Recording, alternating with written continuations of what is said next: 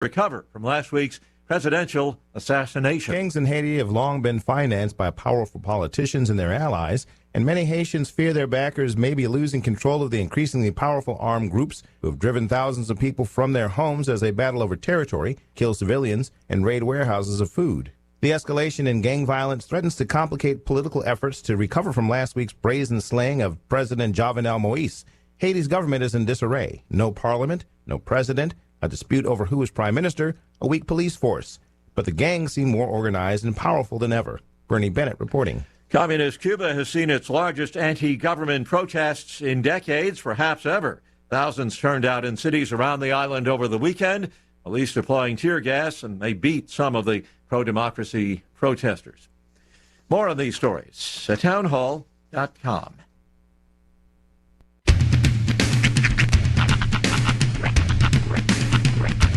What in the wide, wide world of sports is going on here? I promise you, whatever scum did this, not one man on this force will rest for 1 minute until he's behind bars. Now let's grab a bite to eat. Yeah, come on. I feel the hot wind on my shoulder and the touch of a world that is older. I hit the switch and check the number. Leave it on and then I slumber. I hear the rhythm ringing through it. Flamenco guitar and cumbia music. I hear the talking of the DJ. The devil listen, what does he say? I'm on a Mexican radio. I'm on a Mexican radio. Broadcasting live from high atop the J.P. White Building in downtown Roswell, New Mexico. It's Mornings with Mike Winters on 106.5 Roswell's Talk FM. Is that what I sound like when I talk? Now, here's your host, Mike Winters. And good morning, one and all. Welcome to Mornings with Mike Winters. I am he. That would be me, Mike Winters. Happy Monday, everybody. Mm-hmm. Welcome to, it was a hail of a Sunday, wasn't it? Boy, howdy was it ever. Wow.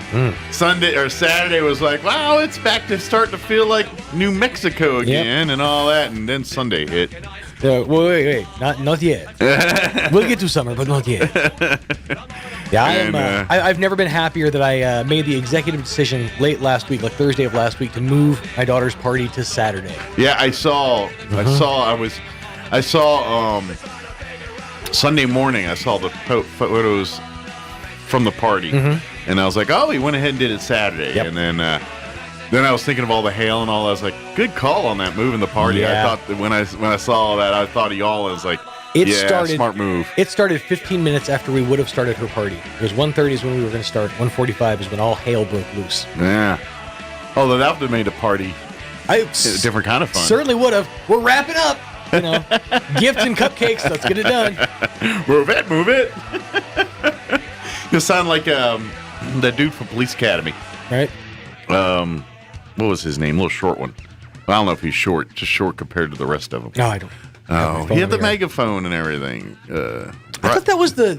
There was two of them. There was one in the beginning movies, and then they replaced him with a different guy. Yeah, I thought it was the around Police Academy. black lady, though. No. He was the bad guy. He was, you know what I mean. He was one of the instructors. Right. Always trying to sabotage Mahoney and those guys. I can't remember his name. Anyway, sorry. Brain doesn't work on a Monday. Sorry, my guys. Police Academy references weren't right at the tip of my tongue. My apologies. It's all right. We'll recuperate. We'll try this one again. Can't remember his name. That's going to eat me up now. I keep thinking one say Mahone, but that's... No, I can't remember. Anyway. My phone is charging. I'd totally look it up. I'll dig it up later. But happy Monday. Yeah, we got a little rain yesterday. A little hail. Little rain. Wind. I noticed when I was coming in, walking through the alley here, and looks like all the branches from the trees downtown here, parts of them ended up in the alley, so they'll get washed away or something here at some point. I didn't notice it until after the windstorm that we had last week. An entire tree was uprooted on our property at the park and actually like fell into one of the trailers. Oh wow! Like full blown uprooted out Yesterday? of the ground. No, this was like in the last week or so. It was from the windstorm we had last week. Oh. That big windstorm from last week. Just uprooted one of the trees. I haven't even gone back to see what kind of damage this last storm did, but around the park. But yeah, we made it through relatively unscathed. I think up north the hail was a little smaller, but down south towards the middle of town, it was. I heard reports of lemon-sized hail, baseball-sized. I did see. I think it was Sheriff Mike Harrington posted something on it was either his or the sheriff, probably both, Facebook page, and yeah, his truck got lambasted and showed some of the windshield and everything, but he was holding a couple of hail. I say pellets, but they weren't pellets. They looked about the size of a golf ball or something, and they were Straight gnarly. Stones. Yeah, well, they were gnarly. They had spiky deals. They looked like these COVID? had like it looked like a white, like an albino COVID cell. It looked like one of those. The COVID's hitting us from the air now. That's what it looked like. This is the new variant. This one It's had the hail veins. It variant. was gnarly looking. I was like, wow. Vaccinate this.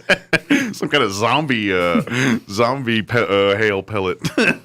But yeah, so we made it through. Most of us, some probably calling their insurance Welcome to agents Insurance this morning. Claim Monday. Yeah. The good news is, I think there's enough damage there to get that roof paid for by the insurance on the houses That's now. true. Maybe you might find enough hail damage there now to justify. What's going to be funny is getting them to split the bill for your roof. and we're going to have a front row seat to this. You're going to see an influx of drive-in companies over the next 3 weeks. The storm got hail chasers. damage? Bring your insurance check to us. We'll fix it for you. The storm chasers, yeah. Those. Remember, it was like 3 years ago. They came in force. Oh yeah, when we got It wasn't after Goliath. It was after one of those massive hailstorms we had in the last few years. I do remember. Yeah. Yeah. They were all over the place. They were popping up just like cockroaches. But I'm sure we'll get some of that after yesterday's hail. That was a good one. Let me give you the rundown for today's show. I haven't done any of that yet. Matt Bristol from Bristol Office. He's waiting patiently, politely laughing at our bad jokes while we chit-chat. He will join us for his monthly visit. If you're not familiar, Matt is an attorney who just gives us sage legal advice when it comes to family issues, professional, personal, all of that kind of stuff. He's an attorney that gives general legal advice. He's an attorney general. Ooh, upgrade. That's Look at that.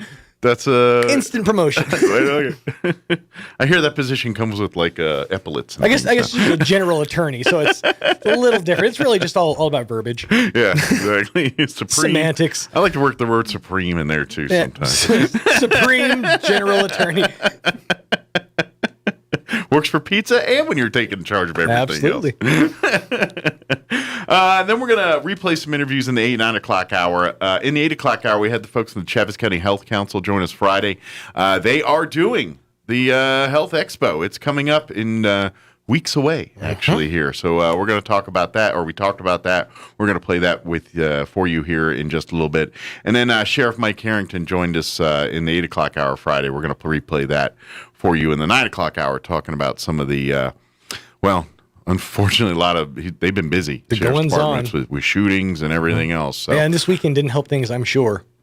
Oh, I imagine. Yeah. So, of course, that conversation took place Friday. So, I don't have that ability to change that. Go into that with a disclaimer of whatever happened this Wednesday, we're probably not going to hear about it in the 9 o'clock hour. But yes, we had a great conversation with him. We'll play that for you in the 9 o'clock hour.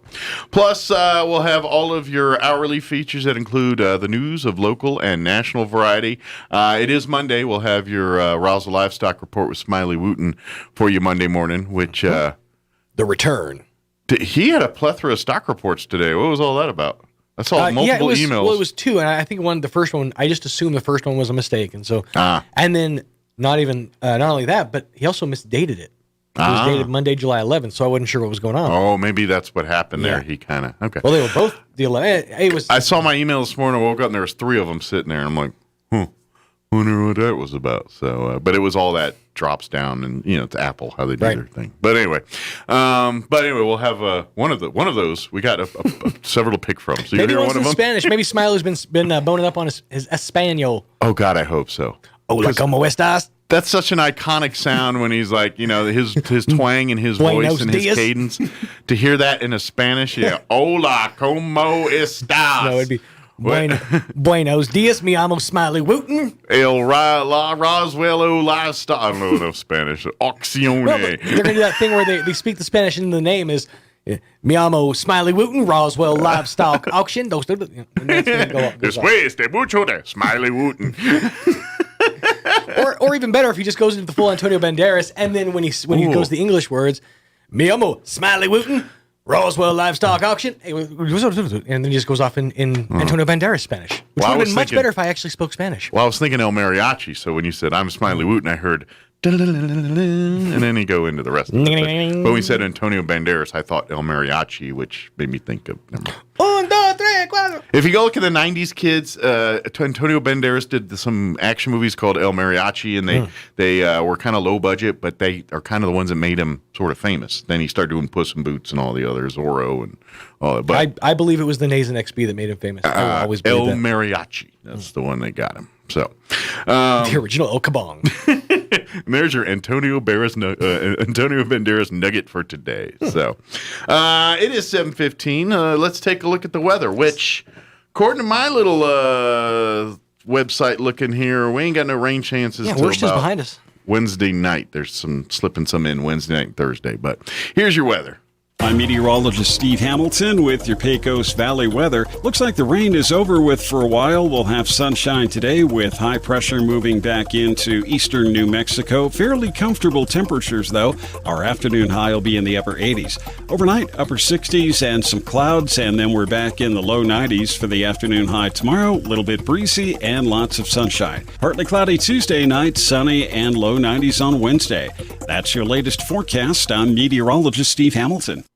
Thank you, Steve. Currently 70 degrees here in Roswell. Humidity is at 87%, so still a little high this morning. Winds are out of the east at 3 miles per hour. Mostly cloudy this morning, but the sun will burn all this off at some point, and we will become sunny later in the day. Expect highs right around 90, 89 today with northwest winds 5 to 10 miles per hour. Tonight, partly cloudy with an overnight low of 69 degrees and south winds 5 to 10. Tuesday, sunny and a high right around 90 tomorrow. South winds 5 to 10 miles per hour in the AM, picking up 10 to 15 for the afternoon. Tuesday night, we're looking at partly cloudy skies. Overnight low of 67. South winds 10 to 15 miles per hour. Looking at Wednesday, sunny, high of 93, south winds 10 to 15. Wednesday night, they're saying there's a 20% chance at showers and thunderstorms.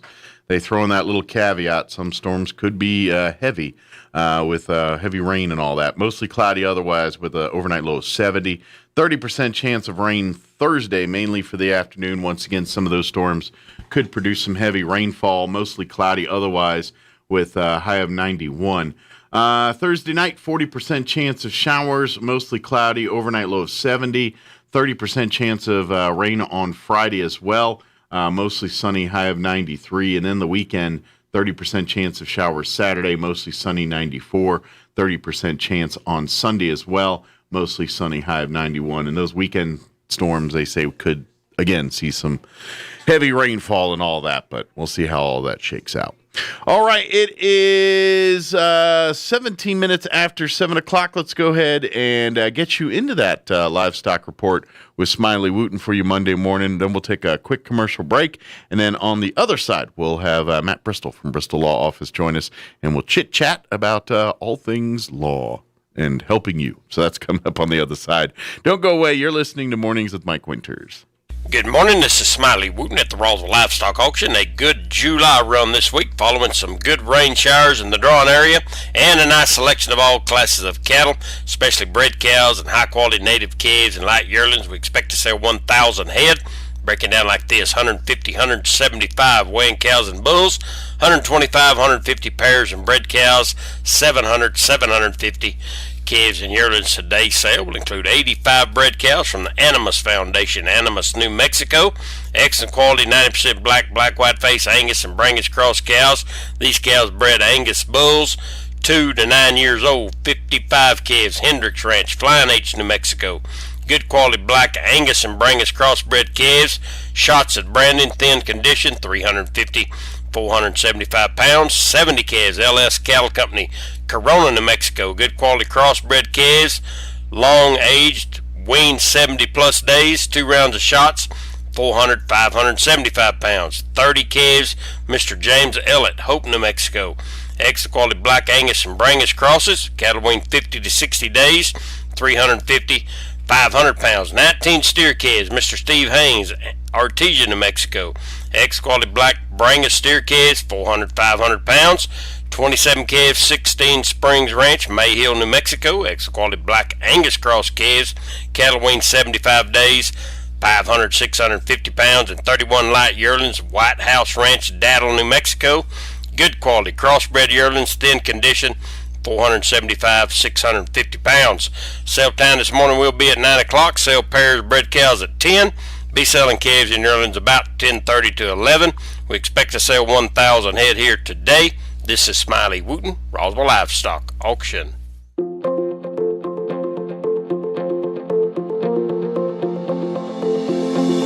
We teach our kids to say please and thank you to total strangers. But we get so familiar in our marriages and families, we stop being polite to each other. Hi, this is Pastor Troy and my wife, Miss Julie Smotherman, for the Joy of Marriage. In the love chapter of 1 Corinthians 13, it says that love is patient and kind. Love is not jealous or boastful or proud or rude. We emphasize being polite to each other in our family, which promotes an attitude of respect and brings peace in our home. Remember your manners with the person you love the most. Appreciate the things they do for you and let them know. Being polite to each other can help you avoid conflict. Let's be polite to strangers, but let's not give our best to the people we don't live with. Let's give our best to each other. If you have any questions or would like further information about the Joy of Marriage Ministry, please go to jomconference.com.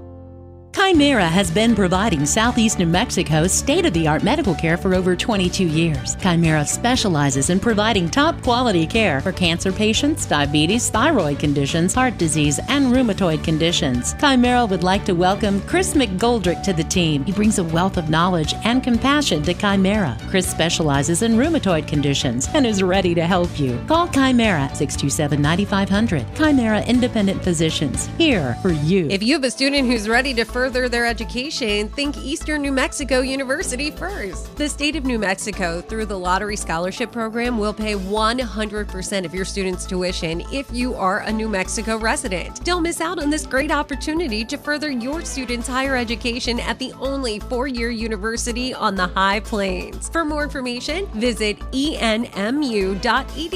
Explore, experience, excel. Eastern New Mexico University. Here's a Mornings with Mike Winters fun fact. 7% of American adults, roughly 16.4 million Americans, believe that chocolate milk comes from brown cows. We don't know if they asked them where strawberry milk comes from. Here's Mike Winters.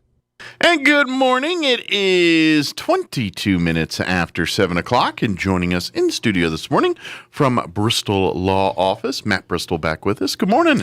Good morning, Mike. How you doing? Doing well. How about yourself? Everything fair okay with the storms and everything this weekend? Well, my wife and I live up near Brando, and she kind of wanted KFC for dinner on Sunday, and so after the first big storm passed, and that was about an hour's worth. Yeah. I was looking at the radar, and I thought, well, I might have a window of opportunity. So I drove all the way from Brando to KFC. So you went from one end of town to the other. And I took Union. And North Union was flooded. South Union was flooded.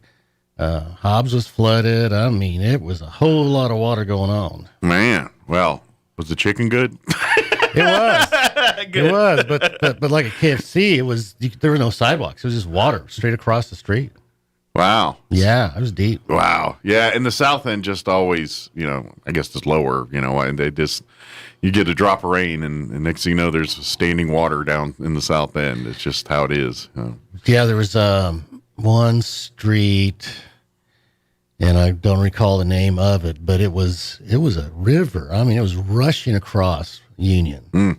Yeah, so wish we could get this rain spread out a little bit. We don't need all of it in a day or an hour. Yeah, a little bit every night. At night. Give us 10, 15 minutes each night. Maybe we can space it out. That'd be perfect. But We don't get that say, so it is what it is. You didn't lose any windows, did you? From the No, we did fine. We got loud and got, yeah, we did okay. We knock on wood, everything worked. Everything's good for now, and yeah, exactly. And no need to call to get anything repaired yet. But sometimes you don't find out things till days later, so we'll see. Yeah. So Sean was talking about the roofers, storm chasers coming in town. So to be a roofer in New Mexico, you do have to be licensed. And folks, you can always check at the Construction Industries Division in Santa Fe to see if these people are licensed. Okay. If they are, they're supposed to have their license number on the truck, business card, invoices, bids. Yeah, when it comes to any kind of contract work for your home or really anything, you do your homework on that stuff. You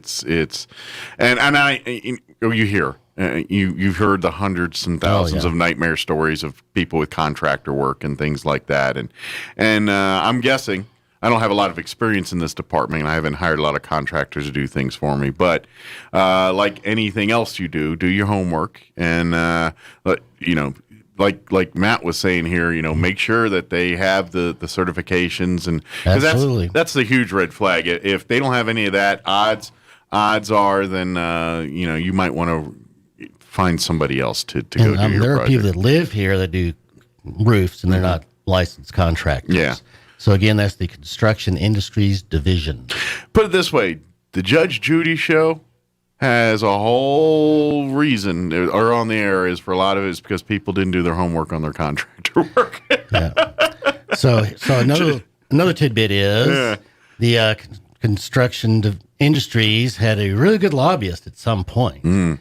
Because the law says that if an unlicensed contractor does work on your house, you don't have to pay him. Oh, wow. Not even for the materials. Wow. That's the penalty for not being licensed. So it's, they had a really good lobbyist.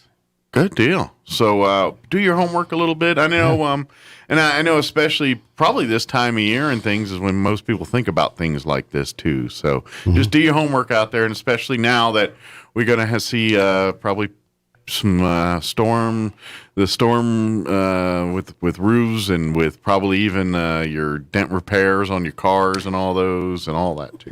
Yeah, it was up north. We only had like marble size hail, maybe a quarter, but sounds like Sean saw some really big pieces. Yeah, there was they said down south lemon size, and like I said, I saw a couple of gnarly looking the spiky things that they were in his hand. But it was bad yesterday. So do your homework on that. That's something that I'm sure Matt's seen a time or two where you just you trust somebody a little too much, and you end up having to get things redone or pay for it out the tooth later on. So. Well, that's right. You get what you pay for, so don't take the low bid. They might be unlicensed. Yeah, this is true. There might be a reason why they undercut the other group by a couple grand. Yeah.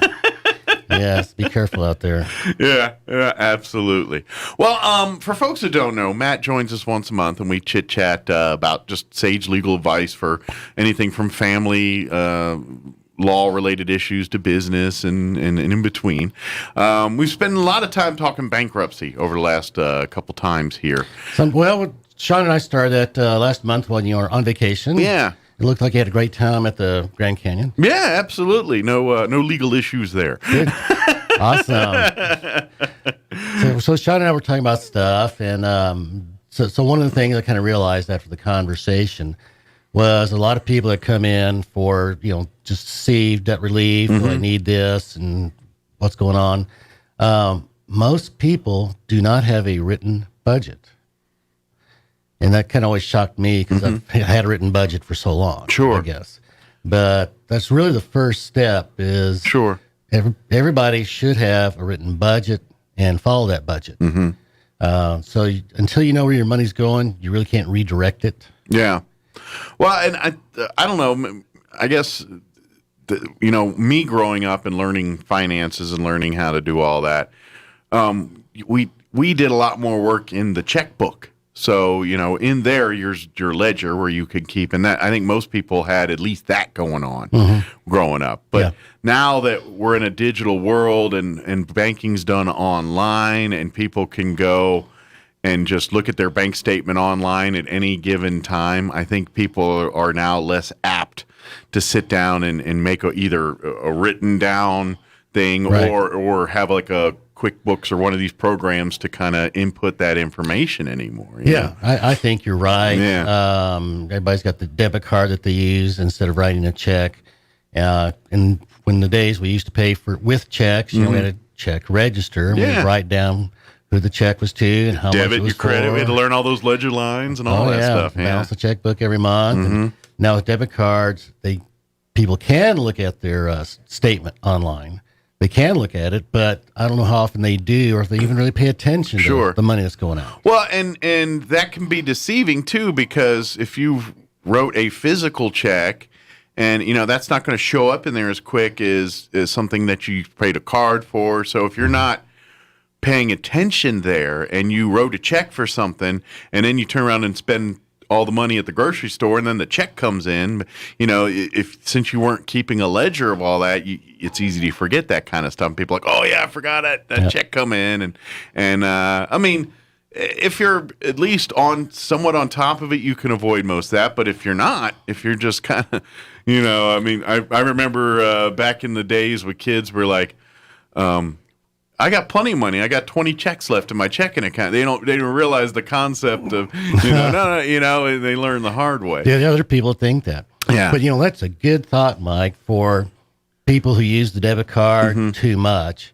is to go ahead and order some checks from the bank and start writing checks, because that might slow the spending down. Sure, absolutely. If they have to pull out a checkbook and actually write something down, they just might not spend that money after all. And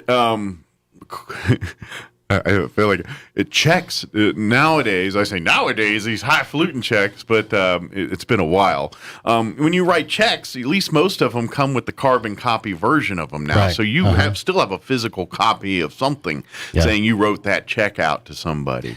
So there at least there's also that documentation as well for your records.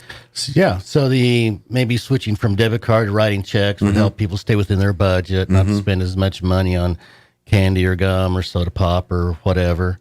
So having a budget that works is an art. It usually takes about 4 or 5 drafts, tries, before you get a budget that really works. I think part of that too, and this is maybe like some of those tips you're talking about as far as, avoiding bankruptcy and not getting in those situations in the first place.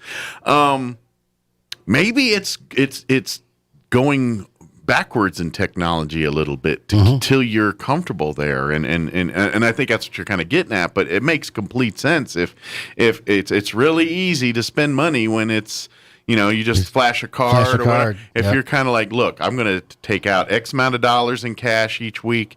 That's what I got for whatever your spending money is, or your extra money, whatever, how you want to budget that. But and likewise is everything else. Pay with the checks. That way you have a documentation of it. You're forced to balance that a little bit, and use that little budget book in the checkbook. That's why that's there. And get that way until you kind of set your routine, set your pattern, get that to, okay, it's this date, it's time to write this check, it's this, you know what I mean? Yep. And sometimes that way your technology can be convenient, but it also can be too convenient. And this might be one of those areas where to get yourself disciplined or to get yourself into a good spending habit and way to do that, do it the hard way till you feel comfortable with it. Another no-tech version is to use envelopes. So you write an envelope for the mortgage or utilities or groceries or gas for the car. You put cash in the different envelopes. Yeah. And so, if you want to spend more money on gum than's in the envelope, now you physically have to take it out of somebody else's envelope. Sure. And that's a real awakening right there when you go, oops, there's no money in the envelope. And that really gives you a visual of the decisions you're already making. Yes. Every time you go into a store and you see a shirt and you're like, oh, can I afford that shirt? Well, if I don't go to the gym next week, you know what I mean? Those are the kind of, you're just doing that in a physical form. And then once you've had that visual to go with it, you realize how many times you spend things on money on things you don't really need. Right. And how many things you sacrifice or delay just for that instant gratification. Yeah, it's a very real, tangible. The envelope's empty, and the only way to spend money is to take it from somewhere else. Yeah. And so it's a very visual, tangible, oh, this is not going so well kind of thing. If you're not ready to kind of full on do that with everything you do, start small. Pick something like your out to eat budget and do that. And then you realize how much money you spend going out to eat versus food. I mean, how many times do we, if you can afford it, great. But in times when Eating out's expensive. you're making minimum wage and then you get your budget and you're like, oh, I got to pay my bills. Next thing you know, one night out to dinner blows the whole budget. When you spend, even if it's $40, $50 or $20 or something, that amount can just throw everything off. Even off at kilter. the grocery store, if one sack of groceries could cost you $20 or $80, depending on what you pick out. Yeah. So that budget means you stay within your grocery budget. Yeah. And that's where you can train to learn, read labels and all that kind of stuff to get cheaper products and, getting the same thing for less money and all that. And at the grocery store, most of the time they have price per ounce on the price. So you can check that out too. Absolutely. All that stuff is little things to help you not file for bankruptcy and do the things that people do down the road when I mean, sometimes we have it. Life happens, Oh, yeah. COVID, I'm sure, a lot of people weren't ready for COVID and everything else, and it messed people up. And hopefully lessons learned out of this thing is, hey, even something crazy like COVID, that we don't necessarily think ever is going to happen, happens. Yep. And you've got to have a contingency plan for that when it does. And oh, yeah. That's what, hopefully, if nothing else through this last year and a half, if you've never learned any lessons out of this, that's when you've took him with you. So another low-tech way that a check register comes in handy. And by the way, even if you do have a debit card that you just use all the time, you can still get a check register from the bank. But so a lot of people, they get paid every 2 weeks. Right. But the bills are the 1st and the 15th. And so sometimes that's awkward timing. Mm-hmm. And so I suggest to people, I said, okay, well, so when your next check comes in and get a check register, you deduct half the mortgage payment in the balance, running balance. And then in 2 weeks, the first of the month, when you get next check comes in, then you add in that half mortgage payment at that time because it's still there. You didn't spend it. That's kind of what we do, except for my wife went one step further and actually talked to the mortgage people and everything and said, hey, we're going to pay you twice a month. We're going to, basically every paycheck, she's just sending them half our mortgage. And that's kind of the way we've got it set up like that. Yeah, if you can pay it. And the way that works is you're actually paying half the payment 2 weeks early before it's due.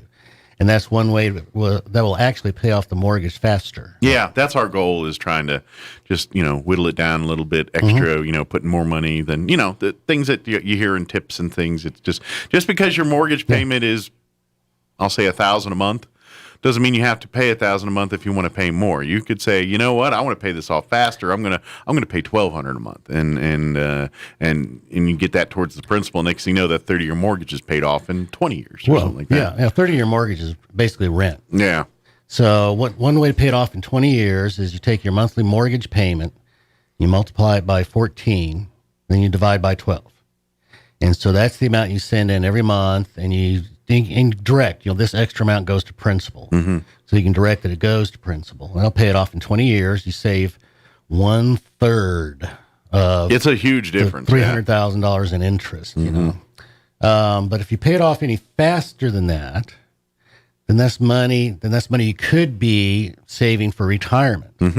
And so if you pay it off any faster, you actually lose in the long run because you'll never make up. Gotcha. That money that you didn't save. So there's like retirement. a sweet spot there. You kind of just find that groove and ride it there, and you're going to come out pretty good at the end. Yep. Gotcha. But that's the kind of stuff that unless you got parents that kind of gave you all the ins and outs when you were a kid on this kind of stuff, and you paid attention. And mine didn't. I learned all this, in my job. And then the other is you either learn on the fly or you don't. And that's why, and the stuff we're talking about here, please, none of this is common sense. I know some people that have been doing this for a while, like, I've been doing that for years, but unless someone's physically taught you or, this stuff isn't just generally known out there. So please don't feel embarrassed or stupid that you know, because I know that too. When you're in your 30s and 40s and someone starts talking adult questions to you, and you're supposed to act like you know what you're talking about, but you don't, and you're like, "Oh, what am I?" Don't be embarrassed about this stuff. This is unfortunately, you know.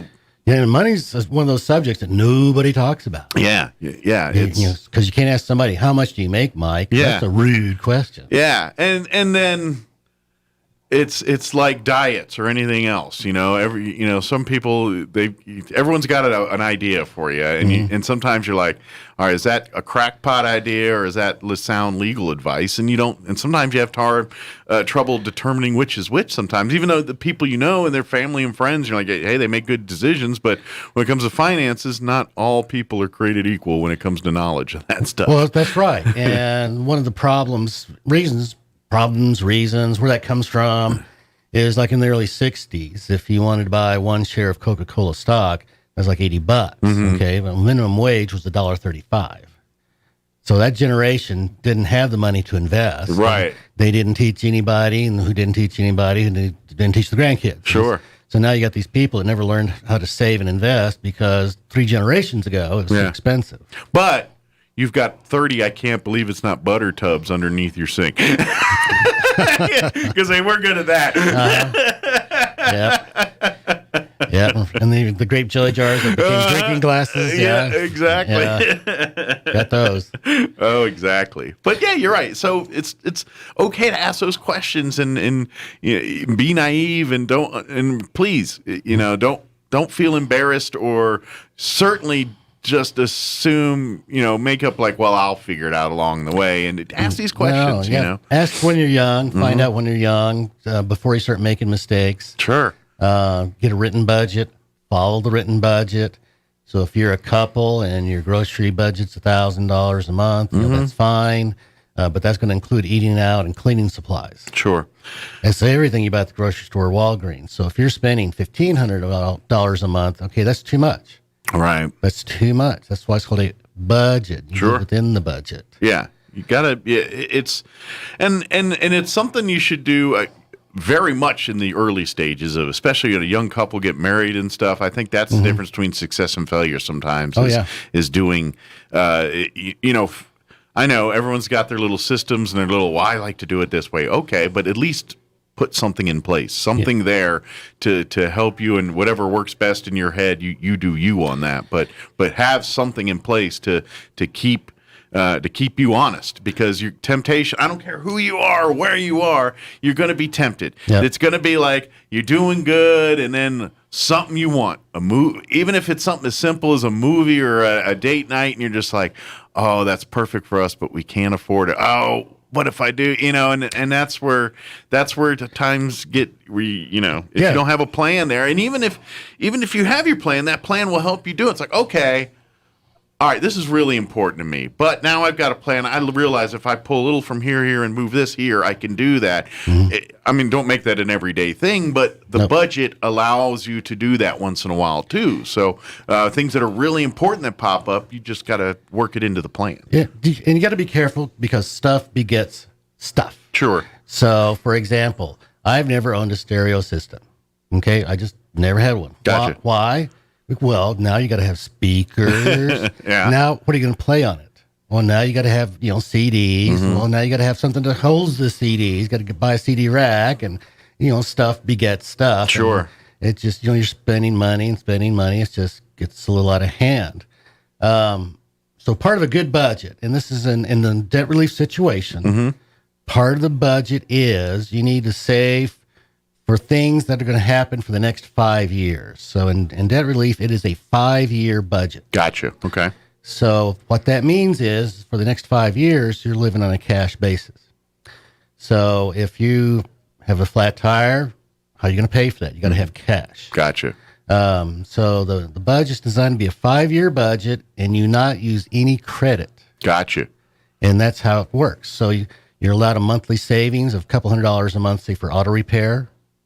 You're allowed to have savings for clothing and birthdays. You're allowed to have a savings for home maintenance, replacing appliances. So to help out with the unexpected life happenings, to prepare you for that. Have you ever had a car that didn't break? Exactly. There you It's go. always the most inopportune time. Right. It's the same week that the washer dies or something like that. So the budget in the debt relief situation is designed to get you on a cash basis and keep you there. Okay. So that $400 or $500 a month you're spending on the credit card bills, well, the credit card's now gone away. That money goes in savings. So now we're going to teach you how to take this money and live within your means on it, basically. Basically. So if you think about saving $400 a month for 25 months, that's just 2 years. Okay, that's $10,000 in the bank. It's a lot of money. Do you really care what the credit score is if you got 10 grand in the bank? Yeah. And then to be honest, the credit score, as you do more right things, the credit score goes up. Well, it does. And if you're at the point of, gee, do I need a bankruptcy or don't I? Chances are your credit score is either A, already shot, or B, just about to get there. Yeah. Because you're having trouble making those payments. Yeah. So it's just about to go down the tubes. The bankruptcy really doesn't affect the credit score too much, but it allows you to get on a cash basis to not have to use credit cards if you don't need them. Or if you do have to use them to pay for the new tires, then at least you got the cash in the bank.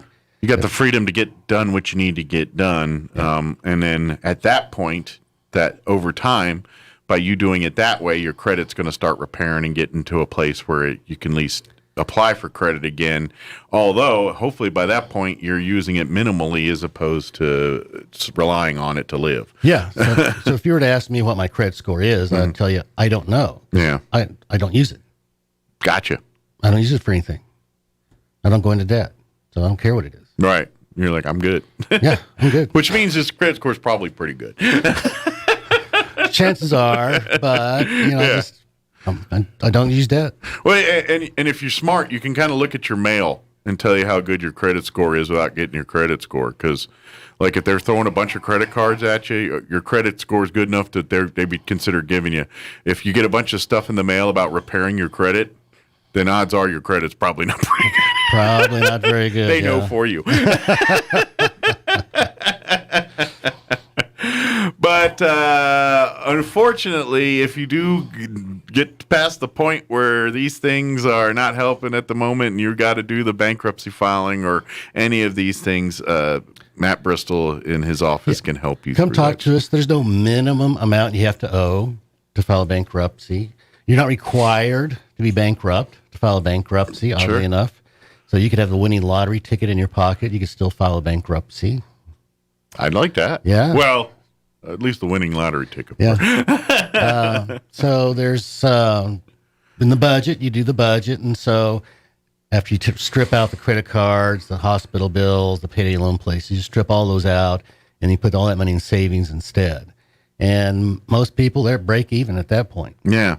But I would tell, I'm guessing for people that have gone down, it's almost like a rebirth for them, because it's a fresh start. Yeah, I mean, when I was younger and things, I was like everybody else. I did a couple dumb things and had bad credit. It's very stressful. Sure. It's very and when you go through the hurdles and you come through and then you're, oh my goodness, I'm financially not a mess anymore. I can. Oh, do we want to go out to dinner? I can afford that. You know, it's an awesome feeling to know that you've built yourself a little, and then that's just it. It's kind of like any other project. When you take ownership of it and you do it, you start investing your own time and energy. You start getting proud of that and working harder to do better at it. And your budget's very much the same way, because the better you get at it, the more fun it gets. That's right. Because you get more decisions to make and then you got more money in the bank. Exactly. And you're like, all right, I have time. Is it time where I get to,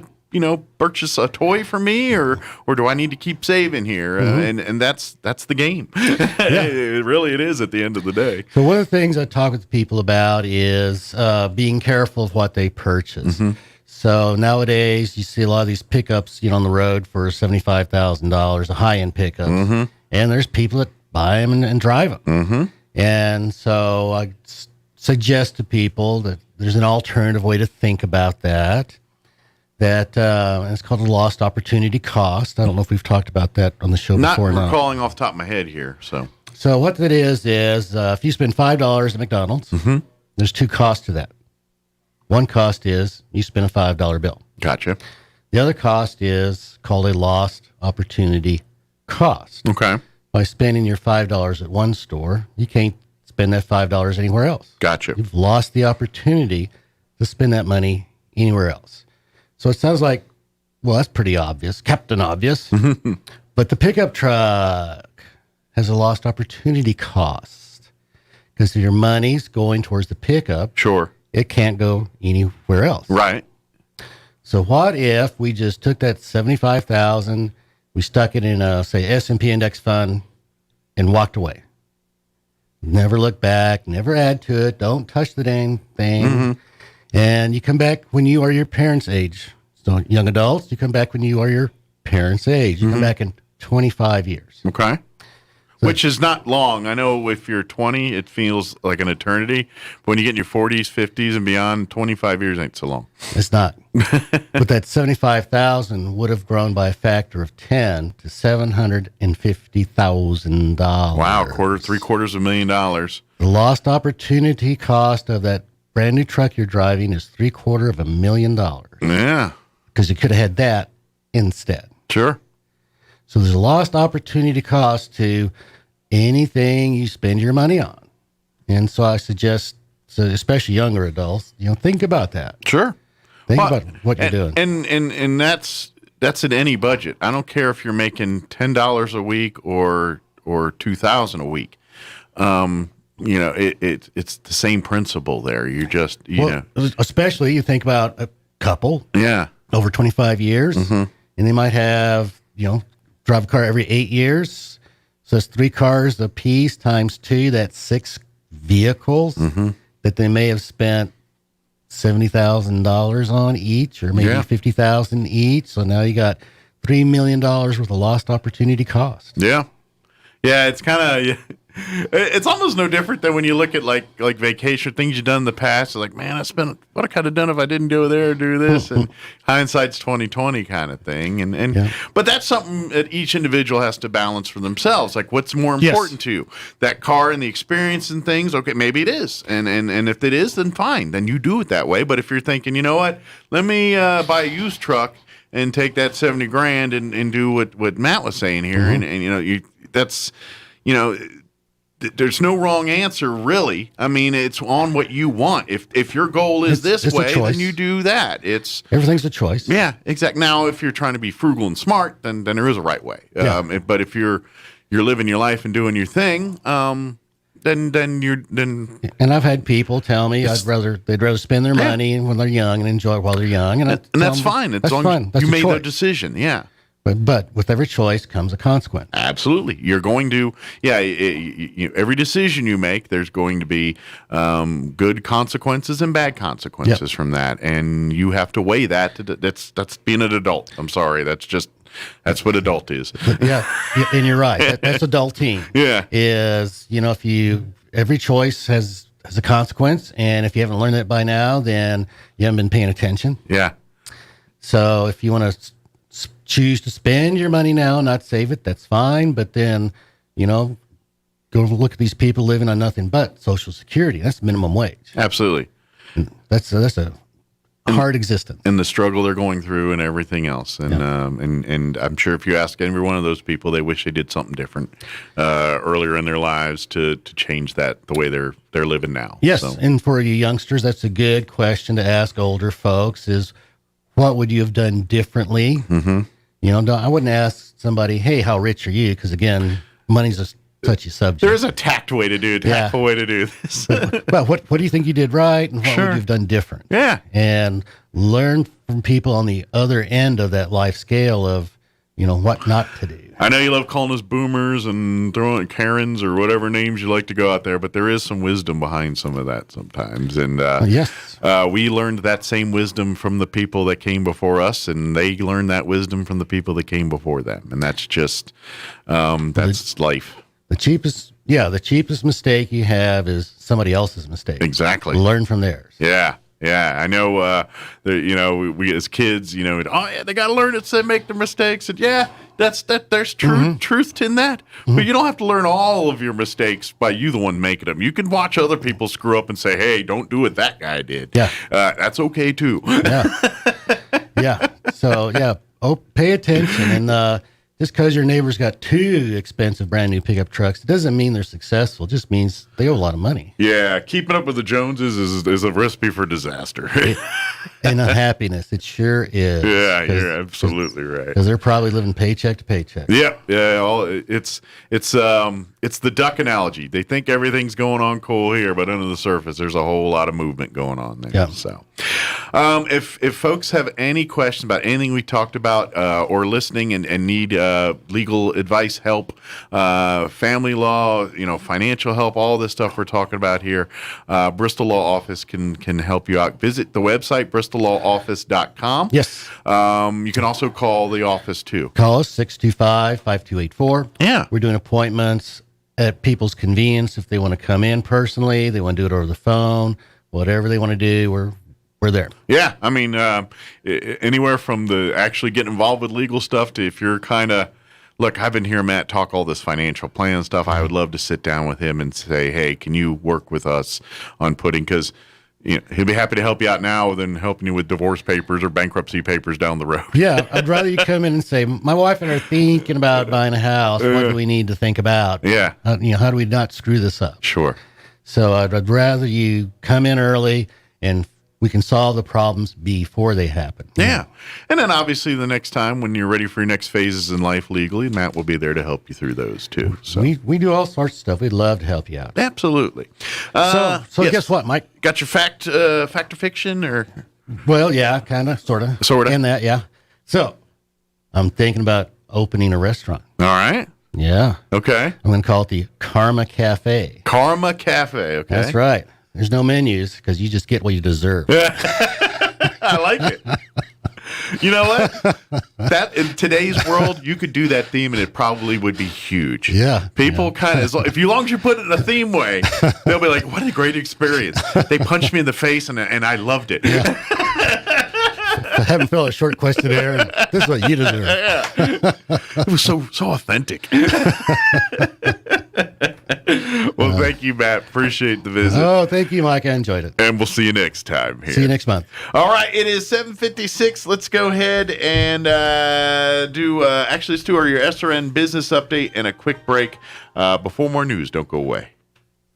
With the SRN News Business Brief, I'm Bill Alexander. President Biden has signed an executive order targeting what he labeled anti-competitive practices in tech, healthcare, and other parts of the economy, declaring it would fortify an American ideal that true capitalism depends on fair and open competition. A report by an internal watchdog says 2 high-ranking Donald Trump appointees at the Environmental Protection Agency engaged in fraudulent payroll activities that cost the agency more than $130,000. The actions included payments to employees after they were fired and to one of the 2 officials when he was absent from work. The report was released by the EPA's Office of Inspector General. On Wall Street, the Dow was up 448 points, closing at 34,870. The Nasdaq gained 142 to 14,701, and the S&P 500 added 48 points to 4,369. With the SRN News Business Brief, I'm Bill Alexander in Washington. You've slouched on it. You've slept on it. You've sheltered in place on it until it's worn out. Now it's time for new furniture from Glenn's. Like a breath of fresh air, Glenn's will brighten your home with beautiful new furniture you'll be proud of for years to come. And at Glenn's, everything is ready for immediate delivery. So reopen your life and refresh your home with a trip to Glenn's Furniture at the corner of Union and Alameda, where delivery is free since 1953. Time to get back to the game. City of Champions Inc. and Seek First Sports present the first 5-on-5 flag football tournament of the year. Saturday, July 24th at the new turf fields at JC Park in Artesia. With 4 age groups, 7 to 8-year-olds, 10U, 12U, and 14U, and up to 10 players per team allowed. Cost is $350 per team, with proceeds to benefit youth sports in the area and to help maintain the turf fields. Find City of Champions Tournament Artesia on Facebook to learn more. Sign up today and get ready for the action. This event sponsored by Seek First Sports. Pecos Valley Broadcasting in Artesia has a temporary office worker position open. You'll be trained to run the radio station scheduling software for a week while the office manager is on vacation. This temporary position is for 2 weeks, 1 week on-site training, then 1 week filling in for the office manager. The position will be from July 19th through July 30th, 8 a.m. to 5 p.m., Monday through Friday, with time off for lunch. For more information or to apply, contact Office Manager Tana Steinbach at Pecos Valley Broadcasting in Artesia, 575-746-2751. Here's a Mornings with Mike Winters fun fact. During your lifetime, you'll produce enough saliva to fill 2 swimming pools. Spit out this bit of information at your next pool party. Here's Mike Winters. And good morning. It is 7:59. Stay tuned next hour. We're going to play our interview we had on Friday with the folks from the Chaves County Health Council. They've got coming up weeks away. The Health Council will be doing their Health Expo for 2021. It's going to be coming up here pretty quick. Where's the date? I'm looking at the form here, but it's the 3rd annual. And I can't, it's like the first week in August there or something. I don't have it in front of me here, but apologies. We talk about it all throughout the interview there. So we're going to play that for you next hour. And then in the 9 o'clock hour, we're going to play our interview we had with Sheriff Mike Carrington and Under Sheriff Charles Eastlis. They joined us Friday as well, talking about all the stuff going on around the county there. So Town Hall News up next. Don't go away. Bill Cunningham is now in Roswell on 106.5 FM, KEND Roswell. News this hour from townhall.com. I'm Rich Thomason. Shootings and killings are up around the nation, and local politicians and police are struggling to manage the violence. White House correspondent Greg Clugston. This afternoon at the White House, the president will sit down with mayors and other city and law enforcement leaders to discuss the problem. Mr. Biden recently announced new efforts to stem the tide of violence, but the federal government is limited in what it can do to help localities reduce the spike. Former President Trump saying the U.S. has not taken a hard left turn. Never forget that the radical left is not the majority in this country. We are the majority, and it's not even close. It's not even close. Mr. Trump addressing the Conservative Political Action Conference in Dallas over the weekend. In a matter of mere months, Joe Biden has brought our country to the brink of ruin. Right here in Texas, we are the epicenter of a border and migration crisis unlike anything anyone has ever seen before in the history of our country. Mr. Trump, wildly popular among the CPAC crowd, winning the conference's informal straw poll, 98% approval rating, and a lot of the attendees clamoring for him to run for president in 2024. Authorities in Denver wondering just what these people were up to. The probe continues in Denver. 4 people arrested, more than a dozen weapons seized at a hotel that's close to several events planned with the upcoming Major League All-Star game. Police say so far no evidence to suggest the group was plotting a mass shooting. Correspondent Jason Walker. The top U.S. commander in Afghanistan has relinquished his command at a ceremony in the Afghan capital of Kabul. Takes the United States one step closer to ending its 20-year war. On Wall Street, stocks are mixed. The Dow is up 72 points, while the Nasdaq is down 17. The S&P 3 points higher. More on these stories at townhall.com.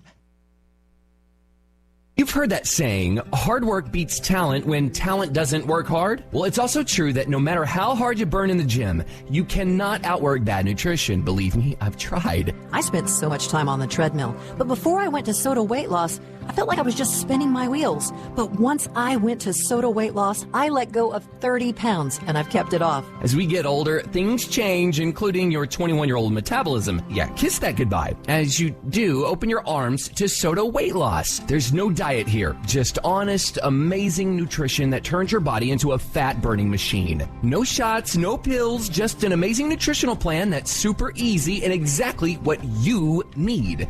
So what are you waiting for? Soda will make it so easy with their at-home program.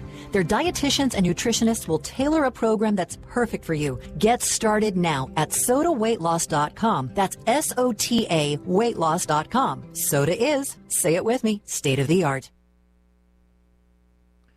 Communist Cuba saw widespread anti-government protests over the weekend. Police responded with pepper spray and beat some of the demonstrators, calling for democracy and a faster government response to the coronavirus pandemic. Arturo Lopez Levy, a Cuba expert at Holy Names University, Oakland, California. The news that we are receiving is that it began in a small town outside Havana and another small town near Santiago de Cuba in the eastern part of the island. But there are many places where the protest has taken place. It's an upsurge of popular discontent, and the main grievances are around the price of food and also the difficult situation of the pandemic. He spoke with the BBC. Thousands of pro-government protesters hit the streets after Cuba's president went on TV urging supporters to defend the revolution. News and analysis at townhall.com. The USDA has a plan to help build smaller meat processing facilities. The federal government's promising to spend $500 million to encourage the construction of the plants located closer to farmers who raise chickens, pigs, and cows, with the goal of diversifying the industry from the consolidation around large corporate-owned processors. Another $150 million will be used for existing small processing facilities to help them with unexpected costs due to the pandemic and to compete in the marketplace. The goal is to improve profitability for livestock farmers. Rhonda Rockster reporting. Firefighters working in sweltering conditions, struggling to contain the largest wildfire in California this year, while state power operators urge people to conserve electricity after a massive wildfire in neighboring Oregon disrupted the flow of power from 3 major transmission lines. And on Wall Street, the Dow up 86 points. More on these stories at townhall.com.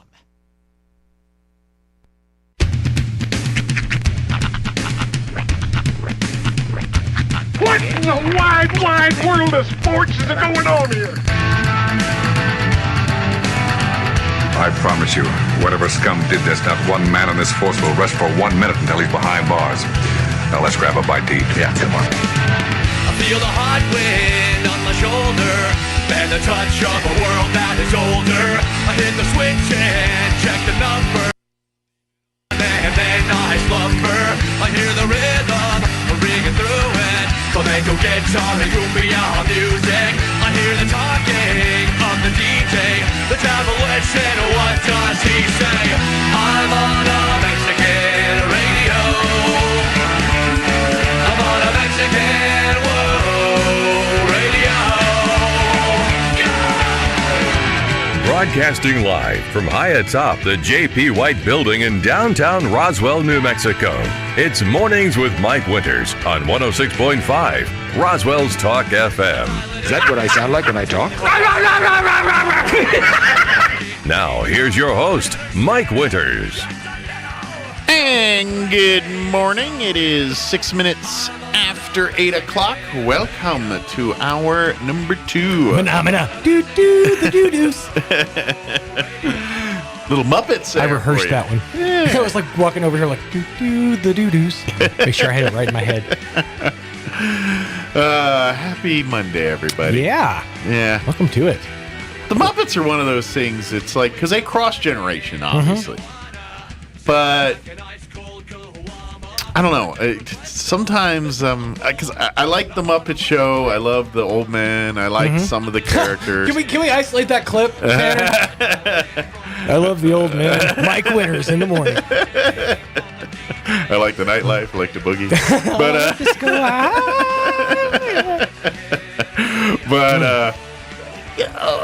I don't need to see any more Muppet movies. Okay, I'm good over them. Muppet movies, I would agree with you, but I feel like the Muppets still have a lot of life left in them in series form. Did you see any of that reboot they did with the Muppets, where it was basically The Office but with Muppets? That one I didn't see. You know, it was pretty good. Was it good? Okay. What they did was they managed to kind of like make it family friendly, but still aim it towards an adult audience. Like they were clearly, angling at a relationship between Kermit and Miss Piggy, and then Kermit.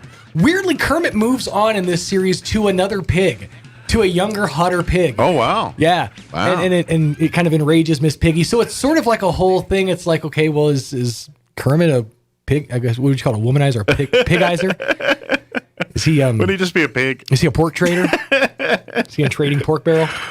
And in all fairness, the last thing I saw Muppet movie related was that thing with Jason. Oh yeah, and was it Mila Kunis in it or something? Yeah, Mila Kunis was in it. Jason, what's his last name? Jason, the guy from How I Met Your Mother. How I Met Your Mother. Yeah.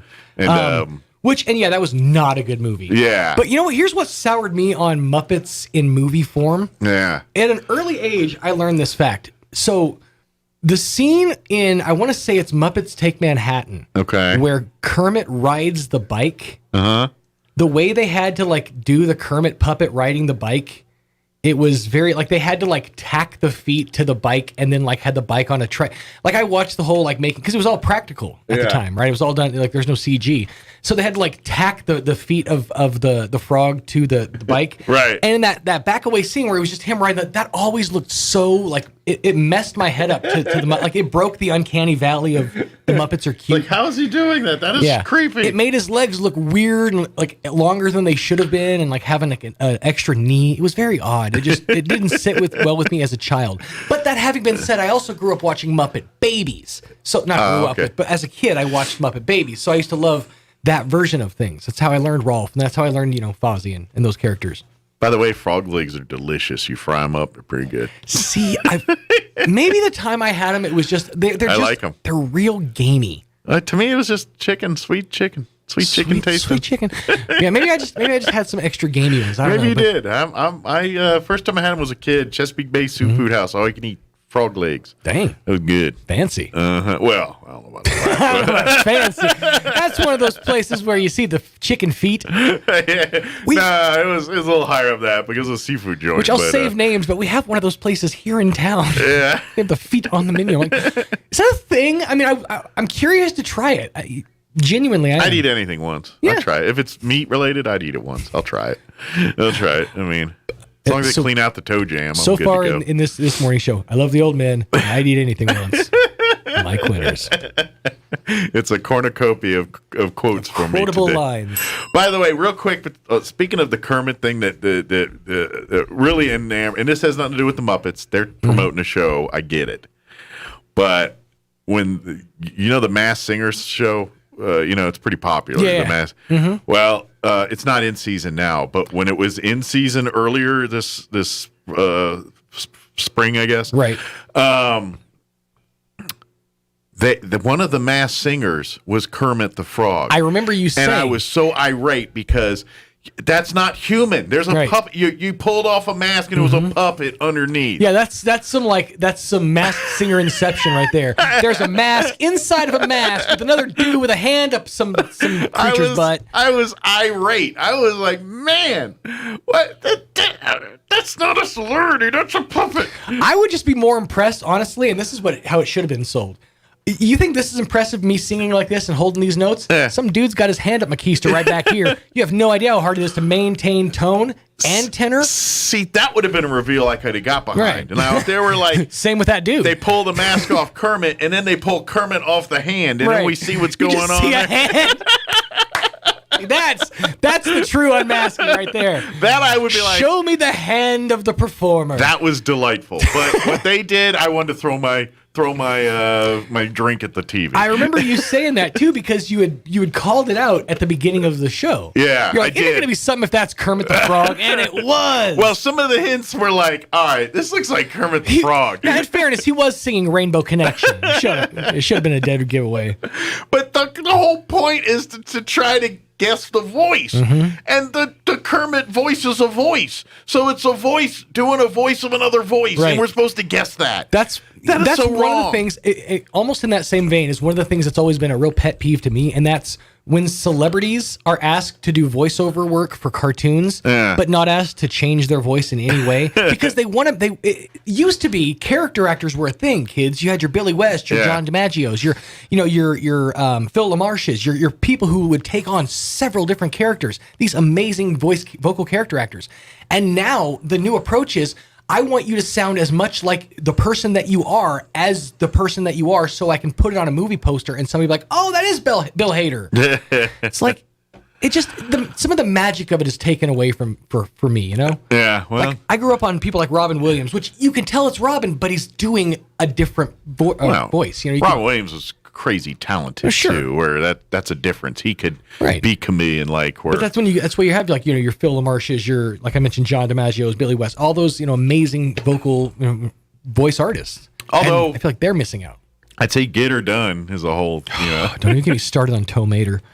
But that's a character because he's not really like that. No, he's not. That's again another person. I want to see what Dan Whitney sounds like doing Toe Mater. That's what I want to see. Yeah, knock it off, Dan. Well, I would even, and that's where you start getting typecast with these celebrities, like Owen Wilson. I'm sorry. Whenever Owen Wilson, I mean, it's that same kind of character, kind of that ladies' man, aloof, charm, he's got that same character. Back. Yeah. It's very calm. Whether he's a detective or a homeless man, it's the same, kind of swarthy dude, true. Like he's got a jacked up nose, but it gives him character instead of looking just jacked up like everybody else who had a nose like that, Right. It's one of those. Yeah, his is just part of the look. I wish Jennifer Grey would have owned that because she had an amazing look before the rhinoplasty. Yeah, she looked very different after her surgery. That's the thing. It was such a discernible look from everybody else in Hollywood. After the surgery, she just looked normal. Well, and then she was in some pretty iconic movies. I mean, Ferris Bueller's Day Off. I mean, just face it, and Dirty Dancing. Just face it. Nice. I see what you did there. But I mean, those are two movies that people remember, and so you remember that version of Jennifer Grey, and then she shows up 10 years later looking way different, and you're like, hey, what happened? Same thing with Renee Zellweger. I'll stand by that till the day I die. You messed she up had when some you surgery or something. She went and de-scrunched up her face. She went and made her face look sort of normal, and I don't know that. And they even call it out in Me, Myself, and Irene when he talks about how you got a real scrunched up face, looks like you just sucked on a lemon. I love that look. That Renee Zellweger is like the perfect one, There you go, ladies. Want to lure Sean? Grab a lemon. Just start hanging out around him. Right. Get to sucking, Sean Smalls. We're just making T-shirt slogans left and right. Making lemonade out of lemons. It's a regular lemon party over here. Don't Google it. Oh, man. I guess on that note, we should give you the rundown for this hour. Yeah, I would say. And I'm spent. Here, we're going to get you up to date on the weather here in just a few. Then we're going to play our interview we had with the Chaves County Health Council talking about they got the Health Expo coming up here just a few weeks away. Still time to sign up and be a vendor. And, of course, put it on your calendars to participate in the event.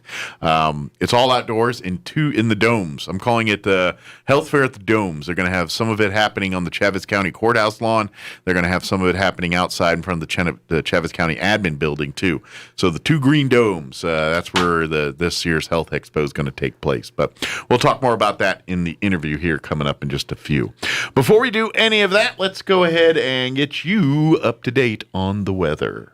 I'm meteorologist Steve Hamilton with your Pecos Valley weather. Looks like the rain is over with for a while. We'll have sunshine today with high pressure moving back into eastern New Mexico. Fairly comfortable temperatures, though. Our afternoon high will be in the upper 80s. Overnight, upper 60s and some clouds, and then we're back in the low 90s for the afternoon high tomorrow. A little bit breezy and lots of sunshine. Partly cloudy Tuesday night, sunny and low 90s on Wednesday.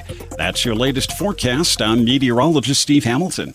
Thank you, Steve. Currently 71 degrees here in Roswell. Humidity is at 84%. Winds currently out of the southeast at 6 miles per hour. Sunny, cloudy this morning, but gradually becoming sunny later today. Expect highs right around 90, 89, 90 ballpark.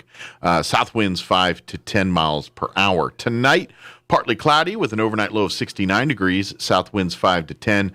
Tuesday, sunny. Once again, highs right around 90 with south winds 5 to 10 in the morning, 10 to 15 for tomorrow afternoon.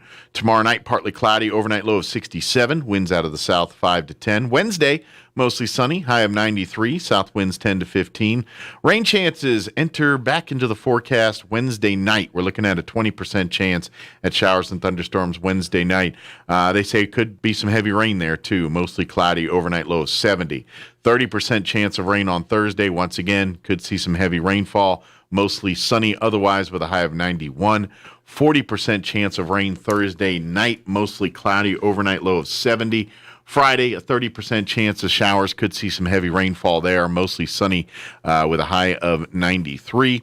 Friday night, 30% chance of rain, mostly cloudy, 71. And then looking at the weekend, 30% chance of showers.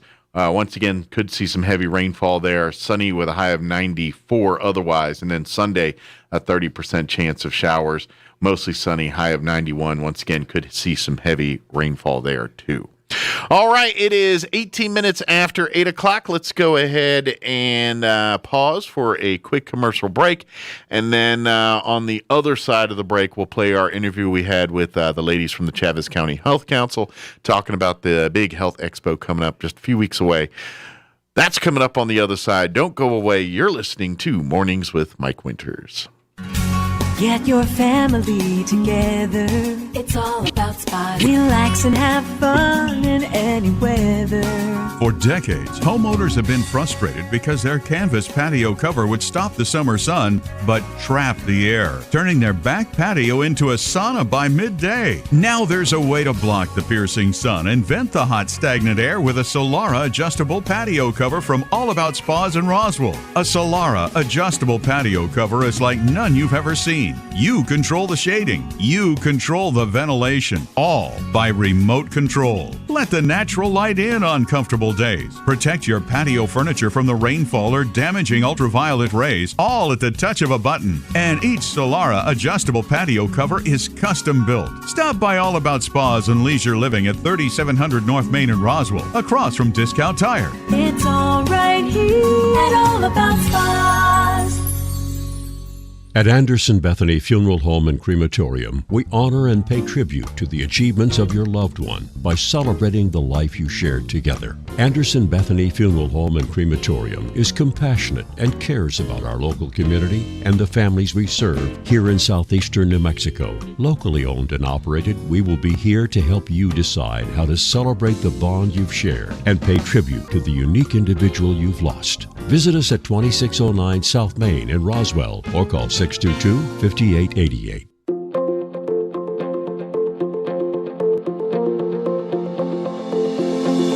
There are 3 key phrases that need to be spoken on a regular basis in a healthy marriage. Hi, this is Pastor Troy and Julie Smotherman for The Joy of Marriage. You know, for over 20 years, Julie and I have been sharing these 3 key phrases, and here they are. I love you, I'm sorry, and I forgive you. Ephesians 4:32 says, be kind and compassionate to one another, forgiving each other, just as in Christ, God forgave you. You know, it's so easy to expect others to love us, to say I'm sorry, and to forgive us. But you know, it's really a gift that we give each other. You know, the Bible teaches us we sow and we reap. Sow into your spouse, I love you, I forgive you, I'm sorry.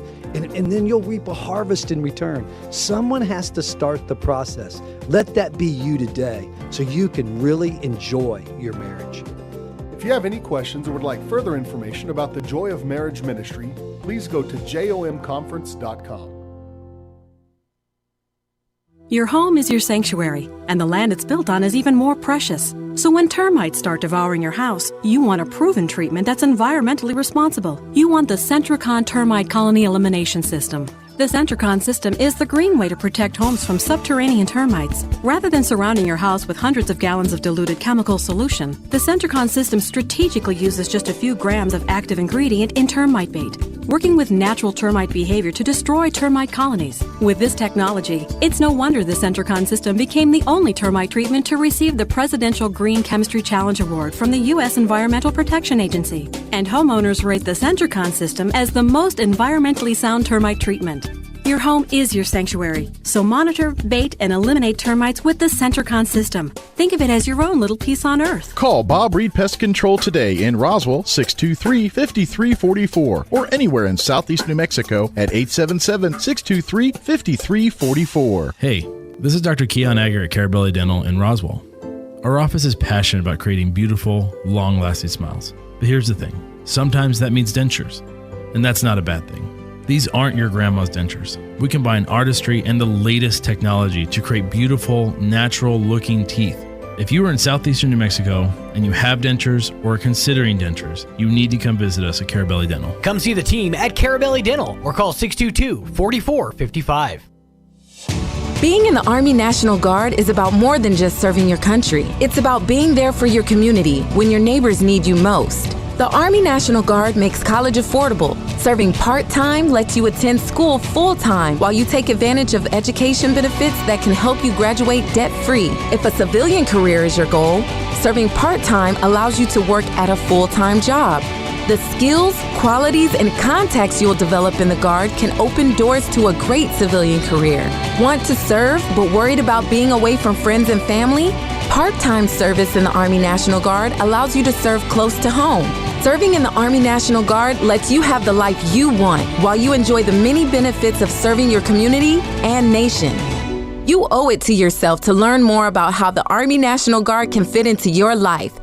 Visit NationalGuard.com. Sponsored by the New Mexico Army National Guard. Aired by the New Mexico Broadcasters Association and this station. Here's a Mornings with Mike Winters fun fact. The average person spends 6 months of their lifetime waiting for a red light to turn green. Share this information with a police officer that pulls you over the next time you run a red light. Here's Mike Winters. Joining us in studio this morning from the Chavez County Health Council. Was that a random laugh? I just heard this weird laugh out of nowhere. What was that coming? That was kind of maniacal. Sounded evil. Like. Yeah, I was like, where did that one come from? That was your garden variety laugh. That was something devious and diabolical. I don't want any of that stuff. But joining us from the Chavez County Health Council, Jennifer Smith back with us. And Angelina, I always butcher the R's. I want to say Guerrero, but I feel stupid when I say Guerrero, and so I'm just going to call you Angelina. Okay. Good morning. Good morning. How are you guys doing today? Doing great. Good. Yeah, my tongue rolling just not like Guerrero. But then I do that, and I feel like I'm like overdoing it. You know, like okay, that's over the top. I'm just making, that's going to look like I'm making fun of him or something. No, it's Guerrero. I would actually laugh if you did that. I'd be like, because part of me is like, I just want to go Guerrero. But I know that's too much. I'd be like, oh, cool. I don't know the sweet spot on the proper, right. So I got to work on that. But good news is, since you're here, that means we're going to have a Chavez County Health Expo this year. Normal, where you go and do things, and it's not through a computer screen or getting a bag from somewhere. We're having an expo.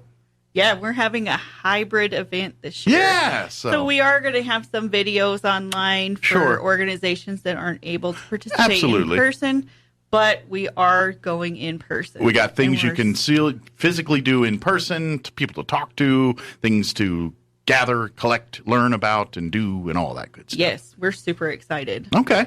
Little bit, like you said, it's a hybrid, little bit different this year for folks that are normally used to having it out at the convention center. Those not happening there, but you kind of got a twofer here. So you got stuff that's going to be happening for on the south end at the county admin building where that dome is. Go to the domes. Yes, pretty much. Two domes. Go to the courthouse lawn dome and the admin building dome.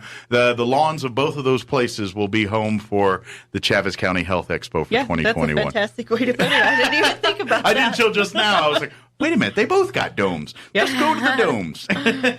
Yeah, this year we're able to hold it outdoors and in person on the county building parking lot and on the county courthouse. So we're super thankful for the county for allowing us to use those spaces. Absolutely. So is the idea to have the same stuff at both, or you're going to go to this one and get a bunch of stuff and then go to the other one and get a bunch of different stuff? It's going to be different stuff at both places. Excellent. So we really want to showcase what the county has. Okay. Because not a lot of people know about these buildings. That's true. Well, generally speaking, most people don't want to go to the courthouse lawn or the courthouse unless they've got courthouse business, which is never, either you're getting sued or you're suing someone or you're in criminal trouble or someone committed a criminal problem. So generally speaking, people aren't happy to be there.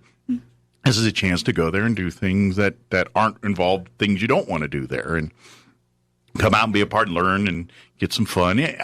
People hear a health expo and you're like, oh, yeah, it's a bunch of great information, but it's not all work. There's a lot of fun. There's a lot of activities. It's a family based event, so you're going to find information for your kids, your family, for your grandma and grandpa, for the seniors, for the people in between. It really is something for the entire family to get involved with. Oh yeah, and we make it worth your while to go out to the expo. We're going to have a lot of prizes that you're going to be able to enter to win.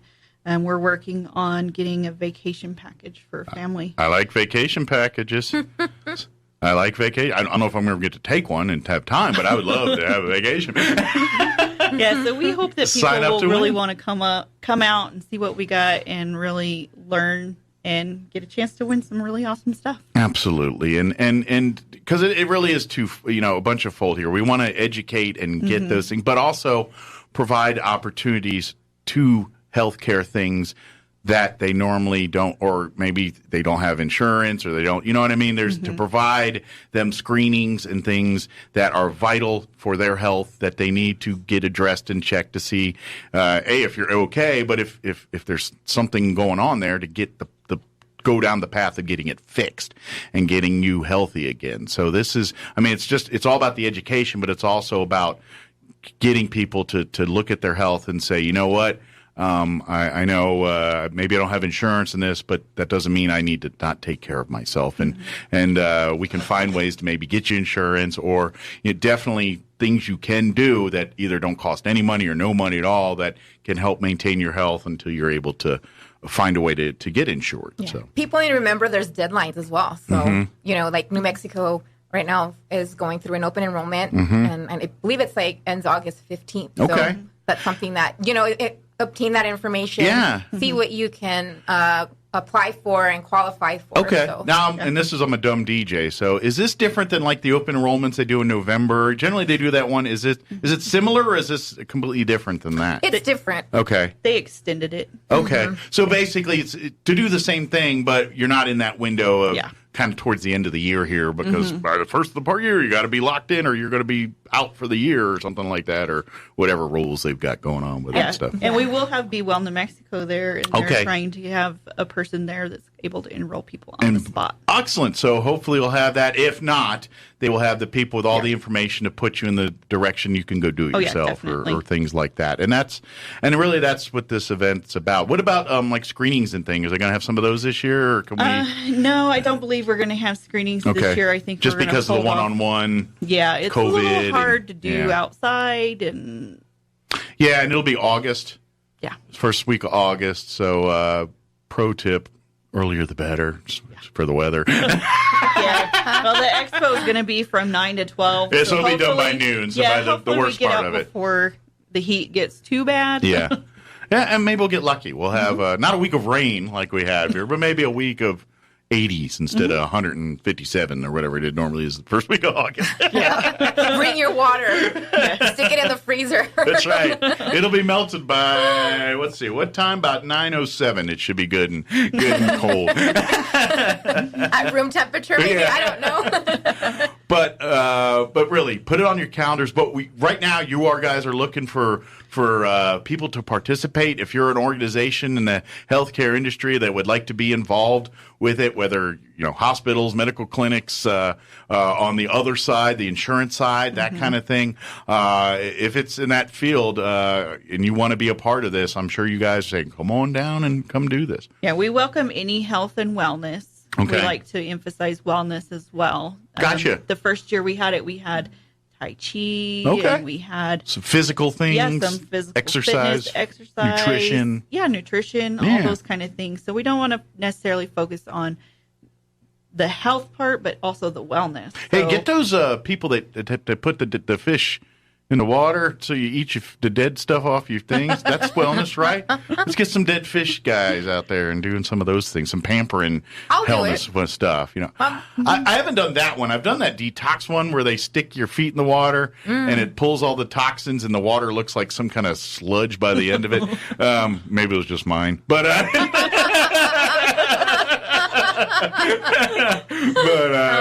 I've done that before. So, but yeah, so if you're doing those kind of, those kinds of medicines, wellness things, massages, spas, those kind of all related type things, Detoxing your body, yeah, stuff like cleansing, juicing, all those things. Yeah, we welcome everything because we like to make sure that the community knows what there is out there, health and wellness related. Exercise programs, if you do your CrossFits or whatever, your various programs, Exercise P, whatever's this or that, or, I'm a health guru, you can tell.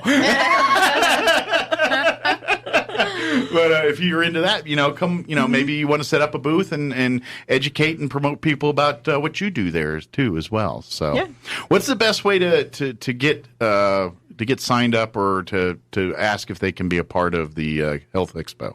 The easiest way is to contact me. My email is the Chaves County Health Council at outlook.com. Okay.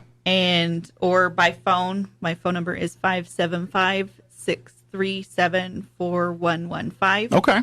And they can look on our Facebook page, and all that information is on there as well. That's another way that's very easy. If you like and follow the Chaves County Health Council on Facebook, you'll see their page, and it's got all the events, tips, things that are going on. But you also see the actual event page for Health Expo 2021 there, and you can probably leave a message there if you don't. If you can't remember numbers, you're driving around on a phone in the car and can't, write down phone numbers and things right now. If you just look for Chaves County Health Council on Facebook, you can follow, or just go there, and then, of course, ask your questions, shoot a message or whatever, and all of this. That's another quick, easy way too. I'm thinking. So someone will see that and get that to you. Yeah. So. Me and Evangelina and Carrie Moore all run that page, so one of us will get to you. Between the three of you, I know you're all busy, but between the one and right, one will get there. Hey, I saw it, and you got it. Yeah, we'll see it.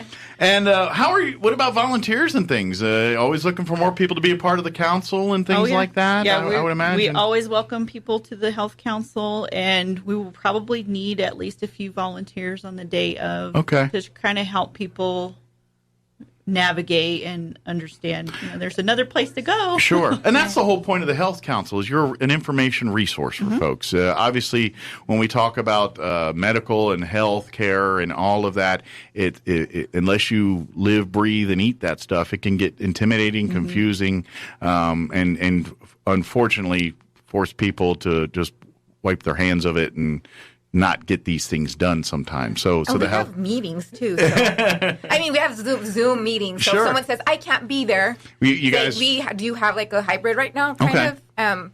So if someone says, well, I'd like to participate, but due to, my job or maybe I can't get away because I'm a mom or whatever the case may be, that, you're tied down to a certain spot, you can always do the Zoom meetings and be a part of the meetings and find out what's going on, and then where you can be a part of it when you can, get away and be a part of the events. So. Yeah, absolutely.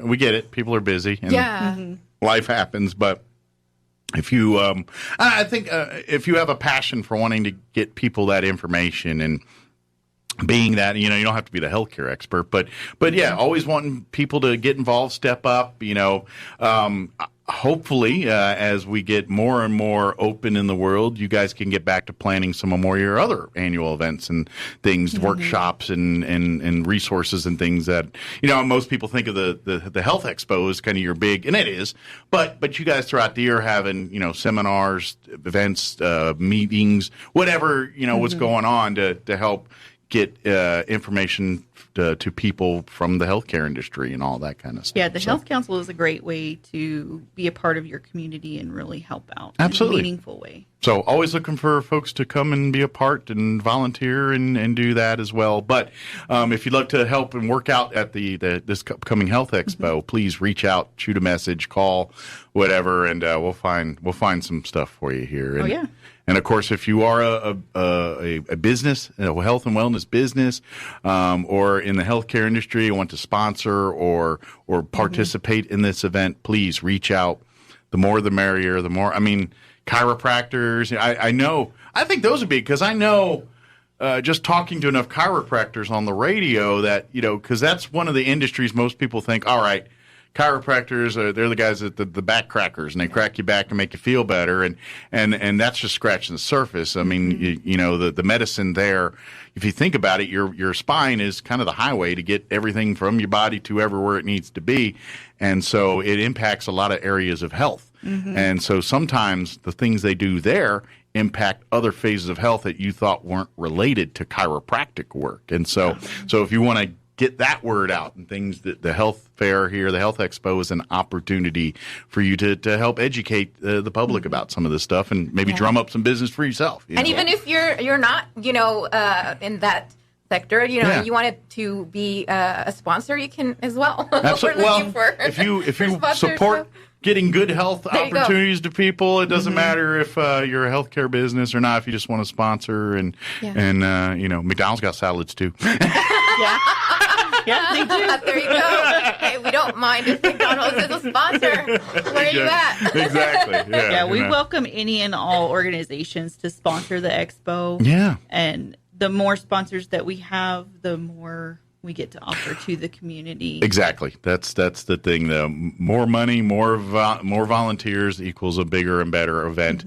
More opportunities to help people here and do that. Because, you know, let's face it. I'm sure there's people in the community that don't. Obviously, I know there's people in the community that don't get, you know, have access to their health care and things like that. But this Health Expo is probably their only real contact with some folks when it comes to the healthcare industry and things like that. So I always look at this event as it not only is it convenient and nice and handy, but it's a matter of life and death for some people. You know, I think they really, because I'm sure in years past too, how many times has someone went and found out something and turned out, oh man, that was, now they found out a life-changing illness that was detected because of something they did at a health expo, and were able to get on the track. And let's face it, without that detection, they probably wouldn't be with us 6 months later or a year later. You know? Or support groups as well. I know there's support groups as well, and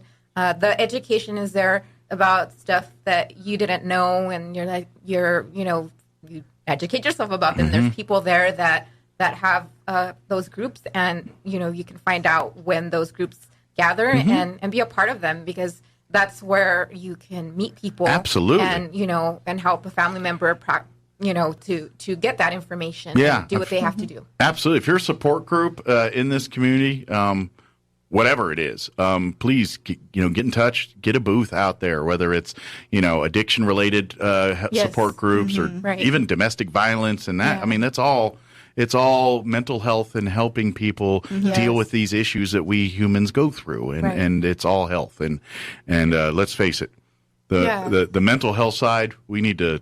I always tell people we need to do like the Susan G. Komen breast cancer awareness level of stuff for mental health. I think we need to get to that level where we're having walks every year for mental health, and pick a color. I don't care what it is. Let's get the ball rolling, and let's start throwing money at mental health like we throw it at breast cancer, and let's see if we can make some headway there. Yeah, it's so taboo. I think. It's well, that's just it. There's a stigma there. Yeah, there is. And we've got we're getting way better at overcoming that hurdle, but by no means have we passed that threshold. But we need to, and the only way I can think of doing it is making it popular like we do, And I'm not trying to say breast cancer; it's very important. We do; they do a great job. I'm saying let's emulate that. Let's get to that level and put, I don't care, teal or taupe or rainbow. I don't pick a color. Make rainbow. Make a whole thing. Let's make a huge awareness, and let's get millions, billions of dollars into mental health research, and hopefully we're figuring out why we do the things we do, and how do we embrace that and fix it into our normal society. And some of it is like you said, some of it's just going out in nature, walking, getting fresh air, and there's those nature walks. You can join a group and go out there and walk, and clear your mind. It makes a difference. I know it doesn't. Definitely. You don't feel like it does, and you, especially if you're already mad or in that area, but once you kind of get out there, unplug a little bit, you can kind of you can use the resources locally that we have to go enjoy the nature. If you Absolutely. say I can't travel far, and do it here locally, there's locations that you can do that. Absolutely. Just got to remind ourselves that you want to help and do all these things for others, but if you don't take care of yourself physically and mentally, you can't do those things. You just can't. So yeah. remind yourself. Use this as an opportunity to do that. So. Yeah. Again, I'll put this date on your calendars, August 7th, from 9 a.m. to noon. It is the 2021 Chaves County Health Expo. Not one, but 2 locations to find great things that are going to be happening. Look for the domes. That's going to be it's going to be at the domes. Yep. They're going to be set up on the Chaves County Courthouse lawn right out here, and then farther south at the Chaves County Admin Building, your 2 domes in town. That's going to be the events are there. If you want to sponsor, if you want to be a booth there, if you want to volunteer, if you want to cut a big fat check and say, here, use this for or a briefcase of cash, any of these will be good. Case of cash would be nice. Chaves County Council will be very happy. Absolutely. Small unmarked bills. No, I'm just 10s and 20s. But if you'd like to do that, please reach out. You can call. You can send a message through the Chaves County Health Council Facebook page.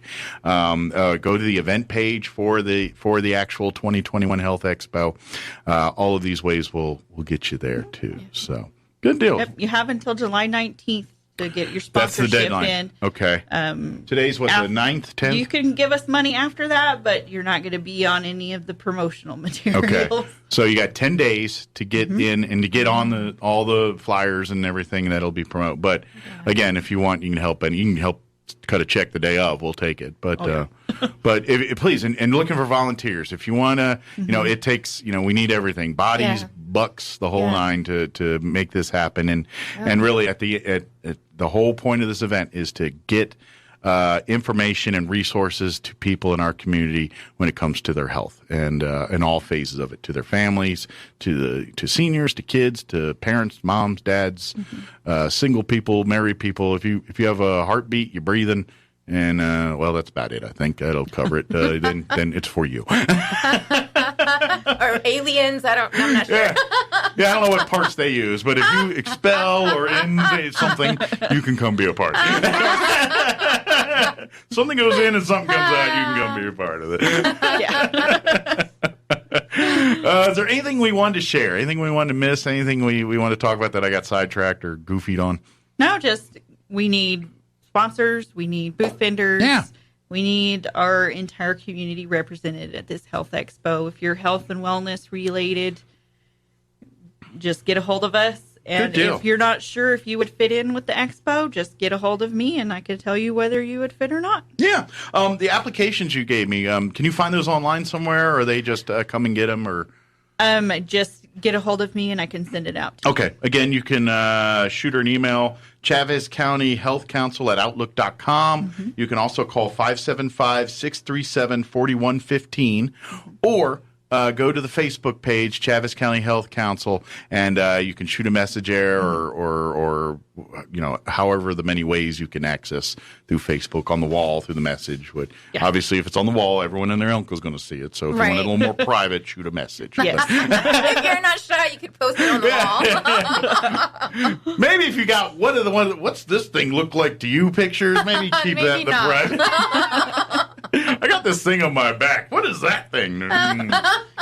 My job. Keep it G-rated, general audience. Exactly. Well, thank you, ladies. Appreciate the visit. We'll see you here in a few weeks as we get close to this event. And folks, now's the time. If you want to be a sponsor, if you want to be a part of this, setting up a booth as a vendor, as any of these things, or if you're just wanting to volunteer and help, set up tables, chairs, and the logistics side, please reach out. So, good deal. Well, enjoy your weekend, and we'll see you guys here in a few weeks. Okay. Thank you for having me. Now for a Pecos Valley news update, I'm Jared Cirillo. We have an update to a Roswell homicide case. RPD says Robert Avila was arrested Friday at about 1:30 in the morning while at the Roswell Police Department, where he had been in investigative custody since early Thursday afternoon.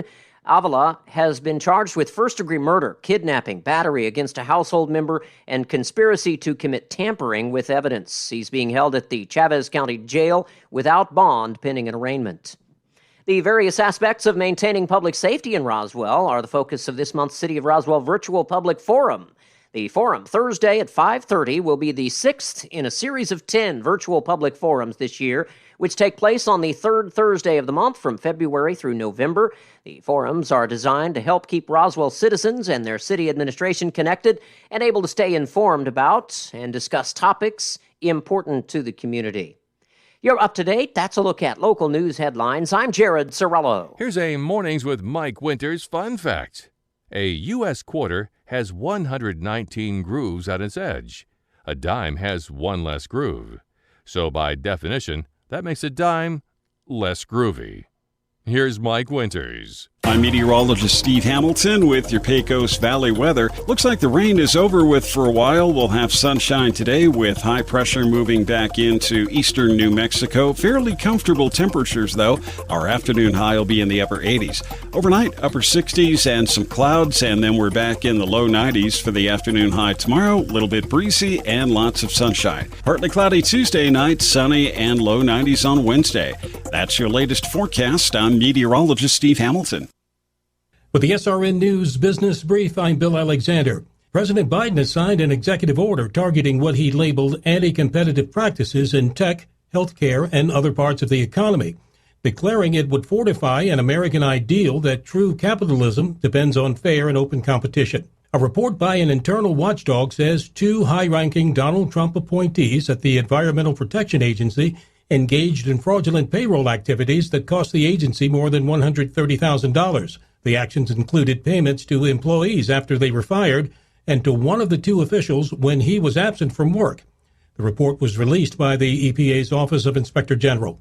On Wall Street, the Dow was up 448 points, closing at 34,870.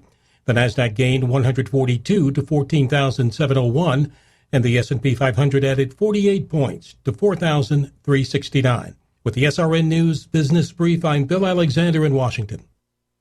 Time to get back to the game. City of Champions Inc. and Seek First Sports present the first 5-on-5 flag football tournament of the year. Saturday, July 24th at the new turf fields at JC Park in Artesia. With 4 age groups, 7 to 8-year-olds, 10U, 12U, and 14U, and up to 10 players per team allowed. Cost is $350 per team, with proceeds to benefit youth sports in the area and to help maintain the turf fields. Find City of Champions Tournament Artesia on Facebook to learn more. Sign up today and get ready for the action. This event sponsored by Seek First Sports. Martine's Capital Cafe in Roswell offers authentic and highly rated New Mexico food. Explore their amazing menu featuring huevos rancheros or asado with eggs or their green chili stew. And you can't forget their award-winning green chili cheeseburger, all made from scratch using their finest and freshest ingredients. Open for carryout with curbside delivery or limited dine-in. Just call ahead 624-2111. Martine's Capital Cafe, always pleasing the most refined palate. Open Monday through Saturday from 6 a.m. to 8:30 p.m. at 110 West 4th in Roswell. My part-time service in the Army National Guard makes it possible for me to be more for the community I call home. I'm a better neighbor because my service has taught me how important it is to be a team player. My training helps me in my classes when I give attention to detail to the task at hand. My service also allows me to be there for my community in ways others can't. I help my hometown recover after nature strikes. My service in the Army National Guard allows me to keep my country and those I care about safe from threats. I also work with a network of professionals that help me succeed. Also, the Army National Guard's education benefits make getting a higher education a reality. Being an Army National Guard soldier makes living and serving in my community more rewarding every day. Learn more about how you too can live and serve part-time close to home by visiting NationalGuard.com. Sponsored by the New Mexico Army National Guard. Aired by the New Mexico Broadcasters Association and this station. Pecos Valley Broadcasting in Artesia has a temporary office worker position open. You'll be trained to run the radio station scheduling software for a week while the office manager is on vacation. This temporary position is for 2 weeks, 1 week on-site training, then 1 week filling in for the office manager. The position will be from July 19th through July 30th, 8 a.m. to 5 p.m., Monday through Friday, with time off for lunch. For more information or to apply, contact Office Manager Tana Steinbach at Pecos Valley Broadcasting in Artesia, 575-746-2751. Here's a Mornings with Mike Winters fun fact. The world's oldest chewing gum dates back to at least 5,000 years. After chewing it, they stuck it at the bottom of their desk. Here's Mike Winters. And good morning. It is 8:52. Got a couple of events coming up here. Want to put on your radar. First up, and this is actually happening this Saturday, July 17th. Victory Outreach here in Roswell. They're doing a presentation, a live on stage, the drama. It's called Out of Darkness, the story of Second Chance. And it's happening Saturday, this Saturday, 6 p.m., and it's at 2801 West 4th, which is Westminster Presbyterian Church. And all are invited to be a part of this. It's they're going to be doing, they're going to have some door prizes, some free food, and kids zone for ages 12 and under during the event as well, too. It's Victory, if you're not familiar with Victory Outreach, a great program that helps victims, helps people that are dealing with substance abuse issues, problems in life. It's not all about drugs and alcohol. It's just, dealing with life and helping them through religion, through God. It is a faith-based program that does an excellent job of helping individuals get over their demons and get them back on the path. And so they've got a great they're going to join us later this week to talk about it, but just mark the event down, Saturday, July 17th, this upcoming Saturday, again, 6 p.m. at Westminster Presbyterian Church, 2801 West 4th Street here in Roswell. It's called Out of Darkness. That's going to be performing that Saturday. Earlier this week, though, the Vitalent is having their annual Battle of the Badges event here in Roswell, and it is this week, this Thursday and Friday, July 15th and July 16th. Both days, they're going to be doing Battle of the Badges at the Chamber of Commerce here in Roswell, the conference room at the Chamber. It'll be Thursday from 1 to 6 and Friday from 9 to 1. This is an event that, of course, they're encouraging folks and trying to get people to come out and donate blood to help fill up those blood supply lines and make sure the shelves at all of our emergency and medical facilities have the blood they need anytime they need it. Well, if you'd like to donate and help out, you can donate either day, and then you'll call Stephanie here and sign up, which I'll give you the number in just a second. But when you get there, you fill out the stuff. You can pre-register on some of this stuff, and so it's a little bit quicker. And then you go up at your appointment time there on Thursday or Friday. You donate your blood. You get to tell which team gets your blood donation, whether it's our firefighters or our law enforcement folk, and then it's for bragging rights and everything else. But at the end of the day, it's for everybody to have some fun and get much-needed blood supply on those shelves. So if you would like to participate and help out the law enforcement or the firefighters, call or text Stephanie with Vitalent. That phone number is 575-840-8178. Again, that's 575-840-8178. Also, if you happen to see this flyer around town or anywhere you're at, if you notice at the bottom there's two QR codes on the flyer. The one there on the left is the one for Thursday. The one on the right is the one for Friday. If you got your smartphones, you can scan that QR code and get your appointment that way as well. But if you don't have that fancy highfalutin stuff around you, just call Stephanie with Vitalent, 575-840-8178, and she'll get you signed up and get you everything ready to go. It's a great, if you never donated blood before, maybe use this as your first time. Come out, donate. They usually do T-shirts and stuff. I'm not sure if they're doing that this year or not. Maybe with COVID, that might be a little trickier. You know how supply and demand is.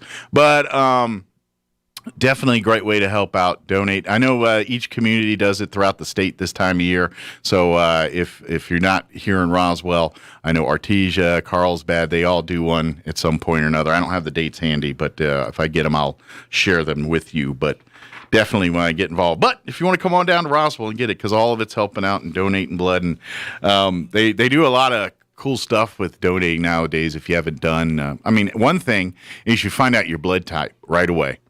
So if you don't know what your blood type is, you'll find out the first time you donate blood. And then if you find out you have the O blood type, either positive or negative, those are in demand. They're all in demand, your A's, your B's, your ABs, all that. But the O's, I forget off the top of my head, but one of them is the universal giver. The other is one they use a lot in special procedure surgeries. That's a certain blood type. So they're both highly coveted. But they need everybody's sweet vein gravy, as Sean calls it. So I'm A positive, which my wife is too, which worked out handy. That's why I married her. I was like, "What? First question, you seem nice. What's your blood type?" And she said A positive. I said, we can continue with this dating and courtship. But, but that was the only, I'm just kidding. Someone's like, really? You did that? No, I did not do that. We just so happened to have the same blood type, which I found out mine in the military. Which if you join the military, you find out real quick. The first, I don't think it was day one of basic because we got there kind of late. And so they just basically yelled at us all night. And then when daylight got there, after about an hour's sleep, and they started marching us around to chow and all that stuff and giving us the lay of the land, so to speak. That's when they started hitting us with all the, you get your uniforms, get your hair cut, get your shots. And boy, how did they give you shots. I used to not like shots. Hated them. But day 2 of basic training in the United States Air Force cured me of that fear real quick. I got poked and prodded with so much stuff, and at that point I was like, yeah, I don't care anymore. Just whatever, shoot me, whatever. And so I lost my fear there. But I found out I was A positive when after all that, and because it's on your military ID. When you get your ID card and all that. So I knew it ahead, but it's it's a good thing. Plus other stuff, they tell you like the data, like when your blood was used and all. They give you all these cool stuff. It's almost like for folks, if you remember, if you ever donated to like starving kids in Africa or one of those commercials, and they always say, we'll give you a little thing on who you helped and all. It's kind of, they don't give you person and all that, but I think they give you a notice saying that your blood was used on this date at, and this is to save a life. And so it's kind of a nice little reassuring that, hey, I did my part. So, yeah, please participate in Battle of Badges. It's fun. It's a great way to kind of generate some fun and some talking and everything else. But at the end of the day, it's saving lives. And it's one of the easiest things that you can do that has the biggest impact on helping others. It really takes 30, 40 minutes of your time. Let them poke you, suck some blood out of you. You get to enjoy some cookies and tea and stuff afterwards, and then you go and save a life. It's great. All right, it's closing in on 9 o'clock. You're listening to 106.5 Roswell's Talk FM, KEND, Roswell, New Mexico. We'll be back. Don't go away. News this hour from townhall.com. I'm Rich Thomason. As the U.S. winds down its 20-year military operation in Afghanistan, the top American commander in that country, General Scott Miller, has now relinquished his post during a ceremony in Kabul. The move comes as the Taliban continues gaining ground all across Afghanistan. Out of control, illegal immigration, surging crime, critical race theory. Former President Trump accusing the Biden administration and Democrats of bringing America to the brink of ruin. Mr. Trump speaking at the Conservative Political Action Conference in Dallas over the weekend, touting his record. Under my administration, we achieved a historic reduction in illegal immigration. Never happened before to that extent, and not even close. We ended the horrible catch and release, where we catch a criminal and release him into our country. Mr. Trump easily won the CPAC straw poll, 70% of attendees saying they would back him if he ran for the White House in 2024. Fueled by dry conditions and a punishing heat wave, Northern California's Beckworth Complex fire has charred more than 20,000 acres, destroying at least 20 homes. National Weather Service forecaster Bob Oravec says the western heat wave will persist for a good part of this week. We do see potential for temperatures anywhere from 10 to 20 degrees above average across portions of California, Nevada, good portions of Idaho, Washington State, and Oregon. Managers of California's power grid are pleading with customers to conserve as much electricity as they can to avoid outages in the midst of the intense heat, as well as those destructive wildfires. Stocks are higher on Wall Street. The Dow is up 98 points, the NASDAQ ahead 15, and the S&P trading 10 points higher. More on these stories at townhall.com. Hey, I'm Andy. If you don't know me, it's probably because I'm not famous. But I did start a men's grooming company called Harry's. The idea for Harry's came out of a frustrating experience I had buying razor blades. Most brands were overpriced, overdesigned, and out of touch. At Harry's, our approach is simple. Here's our secret. We make sharp, durable blades and sell them at honest prices for as low as $2 each. We care about quality so much that we do some crazy things, like buy a world-class German blade factory. Obsessing over every detail means we're confident in offering a 100% quality guarantee. Millions of guys have already made the switch to Harry's, so thank you if you're one of them. And if you're not, we hope you give us a try with this special offer. Get a Harry starter set with a 5-blade razor, weighted handle, shave gel, and a travel cover, all for just $3 plus free shipping. Just go to harrys.com and enter 3388 at checkout. That's harrys.com, code 3388. Enjoy. British Prime Minister Boris Johnson condemning the racist abuse directed at 3 England players who missed their penalties in the team shootout loss to Italy in the final of the European Championship. In a tweet, the Prime Minister said the England team deserved to be lauded as heroes, not racially abused on social media, adding those responsible for this appalling abuse should be ashamed of themselves. Labour said the England team had bravely stood against racism, and vile racist abuse has no place in our society. That's the BBC's Chris Mason. China says it will take all necessary measures to respond to the U.S. blacklisting of Chinese firms over their alleged role in abuses of Uyghur people and other Muslim ethnic minorities. Commerce Ministry saying the U.S. move constitutes an unreasonable suppression of Chinese enterprises. News and analysis, townhall.com. How do you show appreciation for so-called essential workers? For putting their health on the line during the pandemic, prison guards in Missouri got an extra $250 in each paycheck. Teachers in Georgia received a bonus of $1,000. In Vermont, nurses and many others got as much as $2,000. About 1/3 of states used the federal COVID-19 relief aid to reward workers considered essential who faithfully reported to their jobs. But alas, even for some people who had essential jobs, many received nothing extra. Jason Walker reporting.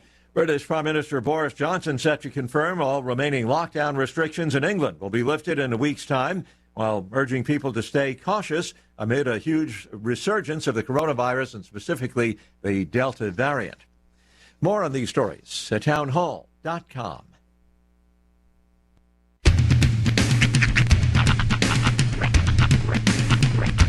What in the wide world of sports is going on here? I promise you, whatever scum did this, not one man in this force will rest for 1 minute until he's behind bars. Now let's grab a bite to eat. Yeah, come on. I feel the hot wind on my shoulder and the touch of a world that is older. I hit the switch and check the number. I leave it on and then I slumber. I hear the rhythm ringing through it. Flamenco guitar and cumbia music. I hear the talking of the DJ. The demolition, what does he say? I'm on a Mexican radio. I'm on a Mexican radio. Broadcasting live from high atop the J.P. White Building in downtown Roswell, New Mexico. It's Mornings with Mike Winters on 106.5 Roswell's Talk FM. Is that what I sound like when I talk? Now, here's your host, Mike Winters. And good morning. It is 6 minutes after 9 o'clock. Welcome. to hour number 3. Trace Inviernos. Of Mornings with Mike Winters. Right here on 106.5 Roswell's Talk FM. Hey, I see the Sunny Fireman's carry lasted through the weekend. It did, yeah. I'm impressed. Basically what happened was that one was working a long shift at a factory, and that one came in, swept it off its feet, and took off with it. I know I mentioned this last week off air, but I know you and Tanner and others have gone into like a whole scene setting thing with the Sunnies. I'd like to see a suplex situation going on. Okay. if we're taking requests. You know, I don't know if it would be misinterpreted though. I know. Because I feel like I could do a belly to belly. Yeah, that might. But it would also look a little bit. There's a fine line between wrestling moves and. Yes, there is, and I am discovering that line every single day. There's also a fine line between the promos that wrestlers cut and a lot of the things that are said in less than above board movies. Let's say. Absolutely. A lot of conversations about what people are going to do to other people's keisters. Yeah, it does get. It's like, really? Why do we go that direction every time? Yeah, I don't know. I think maybe it's the ultimate power when you do those things to people. You're telling them who's boss. That's true. Nothing really sends the message like a good old-fashioned oil check, you know? Especially if you're an Andre the Giant. Yeah, that's funny. That's a old I remember story. watching the like the Dark Sides and even the other one, the A&E ones. They talking about the oil checks. Yeah, the story goes Hogan delivered a little bit of a stiff blow to Andre the Giant. Andre the Giant let him know that he didn't appreciate the stiff shot that Hogan took. Yeah, he gave him a thumbs up of someplace. Certainly did. And when you're talking an Andre the Giant-sized hand. This ain't a Hervé Villachet thumb. This is Andre the Giant's thumb. If you've ever seen the man like palm a wine bottle, his thumb is probably like your arm. Holding an apple. But I remember hearing those stories too. You know what? This Thursday, they start the Dark Side of the 90s. Oh, is it this week? This Thursday is when it premieres. I'm pretty sure that's. Did they say what the first story was? I don't know. I have not. I got to imagine they're going to hit the ground with Monica Lewinsky. I got to imagine. I know that they spend heavy talking like music in that first commercial for like. Okay. So I think it's a lot grunge? A lot of Nirvana, grunge, and some of the hip hop of the time. I think that's kind of where that first episode's leaning. They don't say that outright, but it's very music heavy. That first intro of the show. So I got a feeling a lot of Kurt Cobain talk and all that stuff. Which I'm intrigued. There's a lot of stories that didn't get told around that. I'm one of those people that when it comes to the Nirvana I mean, it's a tragedy, the whole thing. But I'm sorry. If Kurt Cobain didn't do what he did, we wouldn't be talking about Nirvana like we are today. I'm sorry. We just aren't. They're not that great of a band. If you ever go back, and I think Family Guy did the best one of these, it was like Kurt Cobain if he cleaned up his life, and it's basically just like a slightly overweight Kurt Cobain, like finishing up and going, "Stay off drugs, kids. Have a great night." And then he walks off stage. He's like, "Have you met my wife, Courtney Love?" And she's all toe up. But I just don't. I don't think. I mean, yes, that they were kind of the band that killed a genre.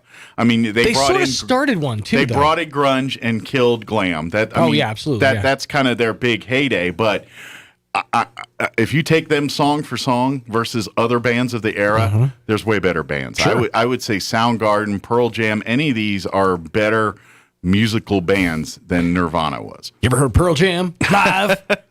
Now, what Dave Grohl did and brought it on to Foo Fighters, I would concur. I would say now they stepped up a level. Yeah, Foo Fighters, I agree with you on that one, because grunge to me has always been sort of like, it's very formulaic. Yeah. Now it's a great, don't get me wrong, Smells Like Teen Spirit, the song, what it brought in was a great song. It set the tone. But everything after that is all right. Everything after that is okay. I mean, there's some. Basically, it's a guy with depression and drug issues, and you're going down his spiral, and that's what those songs all are. That's what they all are. I hate that it always has to come back to Def Leppard with us, but I believe the great Joe Elliott once said, it's better to burn out than fade away. And that's the textbook example of He that. burned out like a champ. He burned out He did. quick. But 27. Which was it, 1994? Sounds right. Yeah. If the T-shirts of the time were any indication, I distinctly remember it happened in 1994 because everybody was wearing those, Kurt Cobain, such and such to such and such shirts. Yeah. I feel like I remember it was 1994. I was 10. Yeah. 9 to 10 at the time. See, I grew up in that era. I mean, It just wasn't in my wheelhouse. I graduated high school 91, so I'm right in that sweet spot I was of when all super that was into going down. DC Yeah. Talk at that time. Oh, yeah, I remember DC Talk. I've interviewed, what's his name? Michael, he went to Newsboys. Oh, yeah? Michael, he was a lead guy at DC Talk. It's Toby Mac and Kevin. But then another guy went over. He was Toby Mac, Michael, and Kevin. Yeah, I can't remember. Michael was the one. He went to the Newsboys. I interviewed him years ago. Newsboys I was actually real into because they were like almost that weird crossover where like some of their songs were like. Well, they went mainstream for a minute with that God's Not Dead stuff. Well, that movie and everything kind of put them in a more.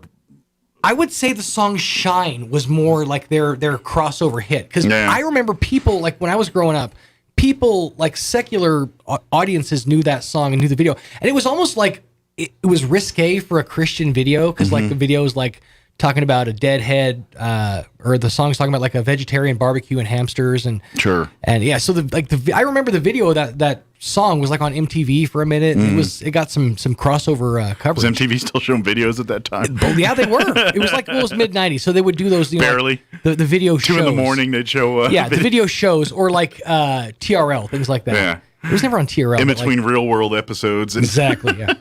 We got 15 minutes of fill time, which actually that's the best because you see like networks do this all the time where like TBS Superstation has been doing this for like 37 years where they always start their shows on an 05 because of some programming issues happened back in like the wrestling years. Oh yeah, I remember those. Yeah. So they always start theirs on 05, but I think it might have done with baseball too a lot. Yeah, because a lot of the baseball start times are 7:35 or 7:05, and they used to always show Chicago Cubs games and everything. And the Atlanta Braves, I think, wasn't it? Oh, that Atlanta. Yeah. I'm thinking of WGN. My apologies. WGN. Same difference. Pretty much. Just different team. A different uniform.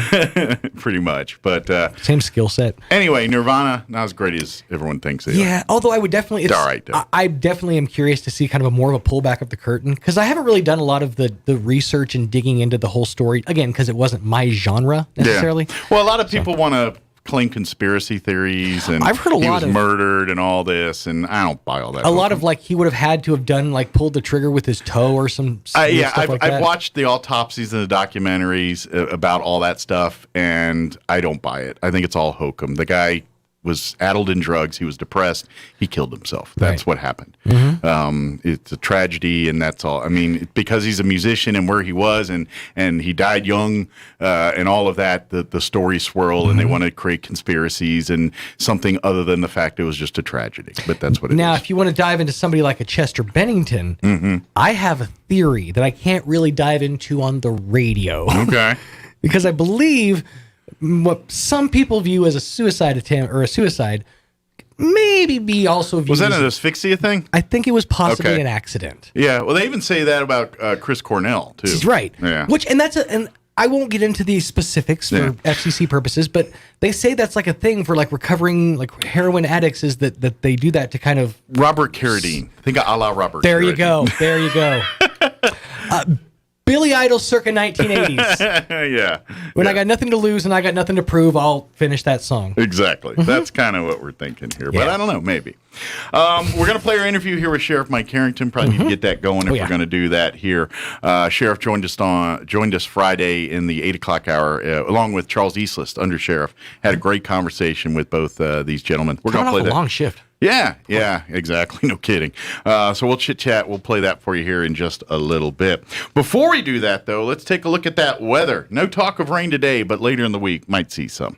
I'm meteorologist Steve Hamilton with your Pecos Valley weather. Looks like the rain is over with for a while. We'll have sunshine today with high pressure moving back into eastern New Mexico. Fairly comfortable temperatures, though. Our afternoon high will be in the upper 80s.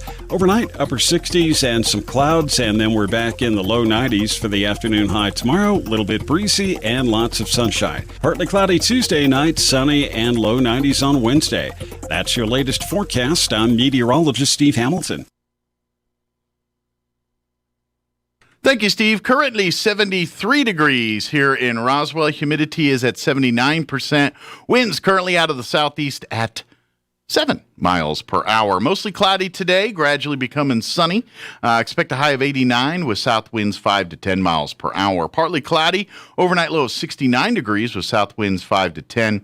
Tuesday, we're looking at sunny skies, a high of 90 tomorrow with south winds 5 to 10 in the morning, 10 to 15 in the afternoon. Tomorrow night, partly cloudy, overnight low of 67, south winds 10 to 15. Wednesday, mostly sunny, highs right around 93 with south winds 10 to 15 miles per hour. Then Wednesday night and through the weekend, we're looking at slight rain chances. Not so much the percentages of yesterday and earlier, but some chances nonetheless. Wednesday night, a 20% chance of showers. Otherwise, mostly cloudy, overnight low of 70. 30% on Thursday, mostly sunny, high of 91. A 40% Thursday night, otherwise mostly cloudy, overnight low of 70. Friday, we're looking at a 40% chance at showers, partly cloudy, high of 93. 30% Friday night. And then for the weekend as well, a 30% on Saturday, mostly sunny and 94. 30% on Sunday, mostly sunny, high of 91. They say some of these storms could produce some heavy rainfall there, too. Even though the percentages are a little lower, they say the amounts that come in could be a little heavy at times. But looks like beginning Wednesday night, we'll start talking about that. And, of course, as the week progresses, that could change. And I always seem to push these back, so I wouldn't be surprised tomorrow I'm talking about the weather and it's all moved to Thursday. But we'll see. All right, 9:18, and close your eyes for a second. Unless you're driving, then keep them open. But if you're driving, I want you to imagine yourself. Imagine a scene. Imagine your perfect backyard patio. Kids are playing. Steaks are on the grill on your custom outdoor kitchen. You're relaxing on patio furniture that's completely maintenance-free, and it's all under a patio that protects you from the sun by day and opens up at night to reveal the night sky. Now stop imagining that and make it happen at All About Spas and Leisure Living. They can turn your backyard patio dreams into a reality with their Solera patio cover, available right now at All About Spas. With it, you can protect your patio from the intense New Mexico sun and create an entire kitchen and dining area right there in your own backyard. Then you can open it up to reveal a perfect night sky when the sun goes down. Let All About Spas and Leisure Living help you create, design, and build your perfect outdoor living space so you can go from backyard dreams to reality at All About Spas and Leisure Living, 3700 North Main, right across from Discount Tire here in Roswell. All right, it is 9:19. We're going to take a quick break. We'll be back. Don't go away. You've slouched on it. You've slept on it. You've sheltered in place on it until it's worn out. Now it's time for new furniture from Glenn's. Like a breath of fresh air, Glenn's will brighten your home with beautiful new furniture you'll be proud of for years to come. And at Glenn's, everything is ready for immediate delivery. So reopen your life and refresh your home with a trip to Glenn's Furniture at the corner of Union and Alameda, where delivery is free since 1953. It's the first day of the first grade, and she found a new best friend. It's a laid-back Sunday afternoon you wish would never end. The homemade taste of Bluebell and good friends gathered round. The good old days are being made right now. Dip into our new coconut cream pie ice cream and imagine being stranded on a deserted island. Rich coconut French ice cream, flakes of coconut, tasty pie crust pieces, and a whipped topping swirl loaded with toasted coconut. You won't want to be rescued. The good old days are being made right now. The good old days are being made right now. Look for Bluebell ice cream at Albertsons United Supermarkets and Thriftway Supermarket in Ruidoso.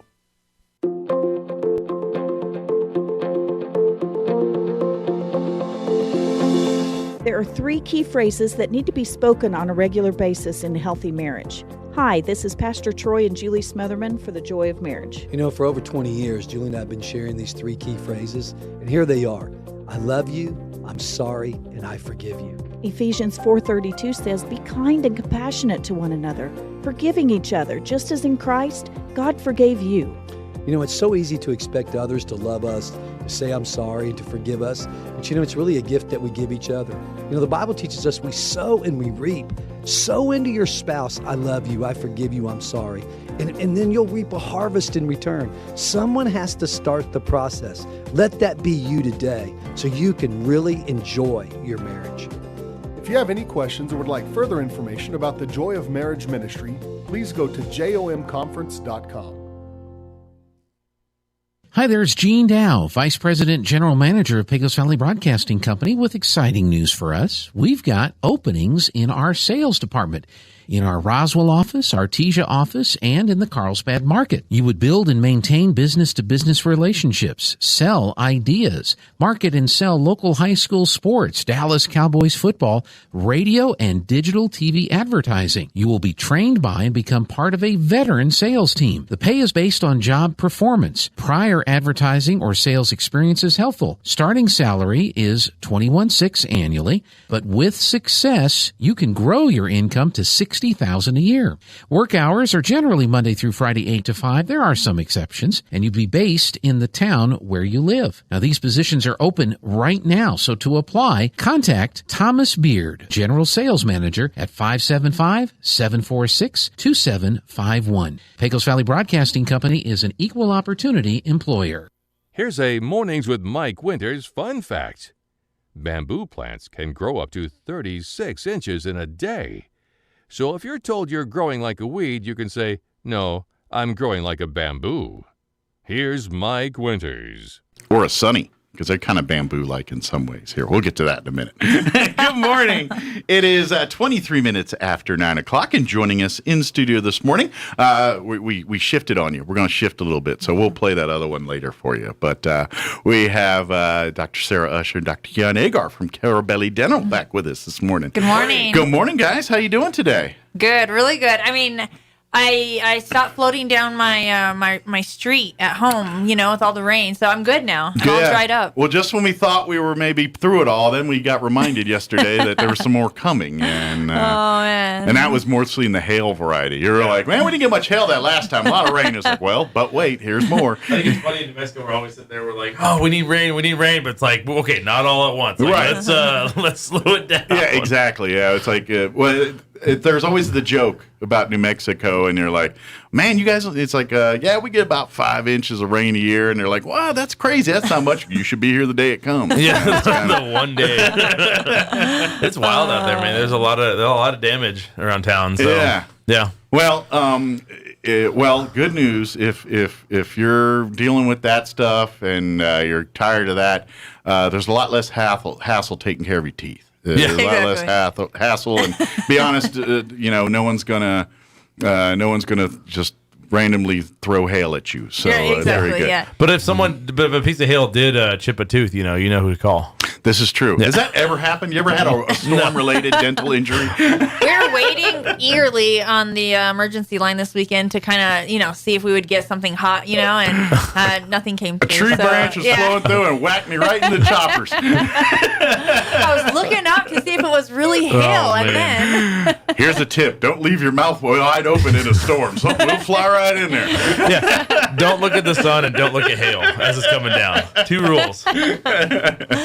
But for folks who don't know, of course, these two, they're at Carabelli Dental. They do an amazing job, them and their entire staff, of making really, at the end of the day, I mean, providing great service. That's job one. But part of your job in the dental industry nowadays is kind of dispelling like dental of yore. You know what I mean? Right. It's kind of, you get people, especially you get older folks that, they don't go regularly. They're kind of like, I'm not going to Dr. Hooks and all that stuff. And, there's that mindset, you know. It's the memories. It's like everything that people have been through. I've literally heard like the whole story about like, the foot on my chest, let me pull out that tooth type of thing, So, things like that, you remember and you don't want to go back when something's wrong. So that's typically what we hear. Is like nothing's hurting me. I hadn't come back, and now, oh my gosh, like I have this bad pain. What are we gonna do, right? Yeah. So, and just so your listeners know, I'm not flexible enough to put my foot on your chest while pulling a tooth. I can't do it. She was a 20. I'm really trying to imagine how to make that happen, and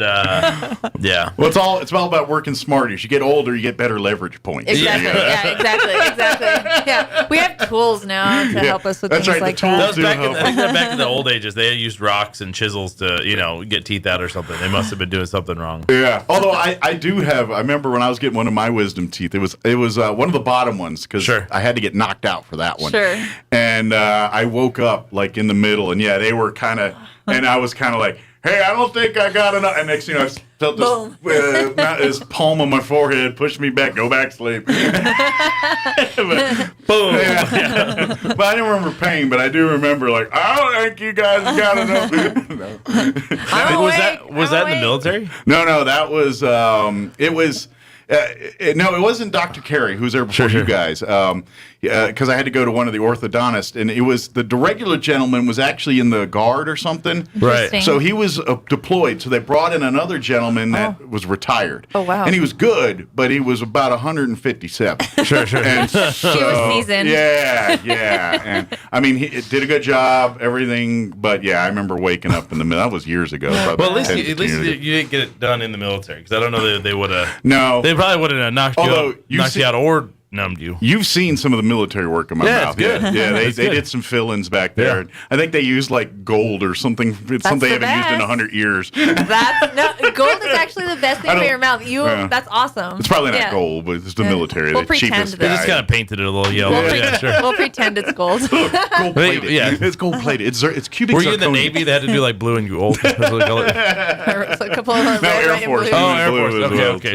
So you had to get it done between golfing sessions. It turned green after a while. Yeah.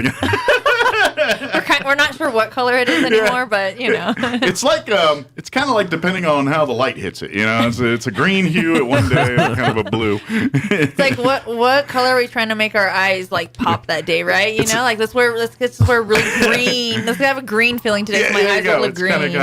Actually, it looks like one of those old Civil War cannon colors. I don't know, battlefields. But about 10 years, it's that color. It's actually. Maybe we probably should revisit this tooth and see what we need to do with this. This seems not right. It's actually a mood ring feeling. Ooh. That's right. It is. It's kind of like, stay away. That filling's a hot red. Stay away. He's angry today. But maybe that's a good idea. But we should put some fillings in people's mouths that it's kind of instead of a mood ring, it's like a floss filling. Oh, okay. Depending on how often you floss, it changes colors. And so that's not a bad idea. When it's bright red, you haven't flossed in 6 months. It's kind of like the kids' toothpaste stuff. Those pills. I don't know how they do it nowadays. When I was a kid, it was like a red tablet. Yes. And then it lit up your teeth red for every place you didn't brush. Yeah, exactly. Of course, mine looked like I just chewed a piece of cherry pie when I got done. You brushing? Yes, every day, 3 times a day. Okay. I brush with cherry pie. That sounds like me all emoji. Okay, I got to ask you guys a question because my wife thinks this is a savage move, but I do this sometimes when I'm in a rush. Generally what I do, I brush my teeth and everything, and then I got mouthwash and I do. But if I'm running late or lazy, sometimes I just pour a swig of mouthwash in my mouth and toothbrush with that at the same time. Without toothpaste? Without toothpaste. So in essence, I'm brushing with the mouthwash. Better to brush this with the toothpaste. I'm sure it is, but in a pinch, drop the mouthwash. Is that a good, acceptable, The only thing that, when you tell me that, it's like, what kind of mouthwash are you using? Because you know what, if it's alcohol-based or... No, it's the Total. Was it Crest or Colgate Total? It's blue. It's the blue flavor. Oh, the blue one. I think it's Complete. The Crest Complete. Okay. Yeah, it's that one. It's alcohol free. That's okay. So that's probably good then. Okay. Because I was kind of worried about when she says good, she's just being nice to you. It's totally not acceptable, Mike. And to the listeners, that's not okay. But it's better than nothing. It's good it's good for our business. Okay. But I don't do it every day. But once or twice a week, I'm like, all right, I'm running late. This is going to be the move today. Sure. Yeah. I got to go talk to someone in 5 minutes, and I don't want to be staying stink breath. Yeah. Exactly. I think it's totally cool. Okay. Yeah. I just was making sure it was like alcohol free. You know, you weren't like damaging your teeth scrubbing it. I'm you a know? bit of a wuss. I don't like the alcohol. It's too good. stingy in my Good. mouth. I don't Okay. like it. Yeah, sure. Then we're on the same page. Yeah, people with the Listerine stuff, and I'm like, gosh, no. yeah. I was like, are you a masochist? Why do you like that? Why do you I think sell people that? do it. So Listerine. This is a real quick history on Listerine. It was actually developed initially not by dentists or scientists or anybody in the medical profession. It was a marketing company. Was it like a snake oil salesman type? No, deal? yeah, it was one of the. It's actually taught in a lot of like marketing schools, business schools. There's a whole like chapter of books dedicated to this guy. Okay, he's one of the most successful. He was a kind of a origin guy. He came up with this like way to market. Okay, because he associated the feel of the burn. They did all these advertisements. I think it was in the 50s or sometime in the mid, at least 70 years ago. Sure, they did all these advertisements where they were marketing to people this like the burn and means it's that working. burn. And Yeah. they tried to he worked really hard to associate that burn and that sound, right, with feeling clean, right? And literally, they didn't put anything in there that was really good for. You could just rinse with salt water. Would have been Just fine. as beneficial. Or baking soda water. Yeah. Honestly, just as beneficial, if not more. But that burn they put in there with the menthol and the alcohol gave people that burn, and they literally marketed it. And they went from I think maybe less than 5% of the population used mouthwash to something like 50, 60% of the people. It was one of them within 5 years. See? 5 to 10 years. It was this It worked. phenomenal, It did work. phenomenal Yeah. thing they did, and it was amazing. Now, from a dentist standpoint, it's like, okay, they didn't really do anybody any good because all they did was just cover up bad breath. Sure. And They're not that was actually it. killing germs Right. in They there. it really didn't do much. I mean, you're better off just taking a shot of tequila and swish it around your mouth. And then the rest of your food probably doesn't taste as good anymore because you're burning taste buds. But it's amazing. It's what they really did associate. But you could do the and feel real good about yourself. That's right. Yeah. You won't, And they literally, people would do it and then go, to check it, and you feel that burn. You're like, oh yeah, It's I'm working. clean. I'm I working. did it. Yes. So it's kind of amazing. It's like a feat of marketing. It was, they teach it, like I said, in schools and stuff now. It's like So if you're of the mindset that the burn means it's working, yep, you don't need to dump that. You're wrong. Yeah. Go pick the non-burn free, alcohol free. it works just as good. Good types of. The way I look at mouthwash. it is like the burn one is, they put alcohol in it, and it's like what 6, 7, but it's under 10% alcohol. Okay. But now everybody's very familiar with hand sanitizer, right? Everybody in America has Sure. used hand sanitizer at least once in their life at this point. Yeah, exactly. And that stuff's like 60, 70, 80%, right? And it kills the germs. So if you're rinsing with 10% in your mouth, and then it's getting diluted even further with your saliva, it's not doing anything besides that feeling of the burn. Annoying your mouth. Right. No, yeah. Exactly. Agitating your mouth. And it does. Yeah. Why do And I so, have all this red spots in my mouth, Yeah. doctor? What have you been rinsing with? It's like, it's kind of the same Jim guy Beam. with the soup. Yeah. It's like blow on the soup first, quit just shoveling it in, and it won't happen. Exactly. At some point, you need to. You keep doing the same thing over and over again, expect different results. Whose fault is that? Right. Oh my god. So I mean, So let me ask this then. I mean, because I mean, I'm sure brushing and obviously flossing and using mouthwash is beneficial in the combination. But if you're doing brushing and flossing and no mouthwashing, is that a detriment like the mouthwash people say it is, or is that all marketing genius again saying, you know what, it's overkill? So you're I like fine? to tell people actually not to rinse, and so we are really we really teach people how to brush. Okay, so so if you go buy like toothpaste off of the counter, wherever you go buy toothpaste, typically it has some form of fluoride in it, right? Generally, yeah. And the fluoride is what kind of helps strengthen the teeth, right? And kind of keeps our bacterial levels low, maybe, or fights against the bacteria or whatever, and makes our teeth stronger. So think about this. So we all learn to brush our teeth, right? And then we all learn to spit it all out into the sink and then rinse with water, right? Rinse it all out. Well, what are we doing with all the toothpaste that should be staying on our teeth? We're rinsing it down into the drain, This right? is true. like imagine you put lotion on your skin and then you go 2 rinse it minutes off. later assuming you even brush for 2 minutes. Right. 2 minutes later, you just wash all the lotion off. How much effect does that lotion have? Gotcha. You're right. Yeah. So one of the things we like to say is don't rinse after you brush, especially if you're using like some type of toothpaste that has fluoride in it, right? And we have a couple at the office that we really recommend, especially in some certain situations. But so that's the thing is don't rinse. So if you're going to use mouthwash or anything like that, we like to say save it for another time in the day. Like maybe if you can't brush right after lunch or something, and you got meetings or whatever. Exactly. Okay. So we like to say don't brush.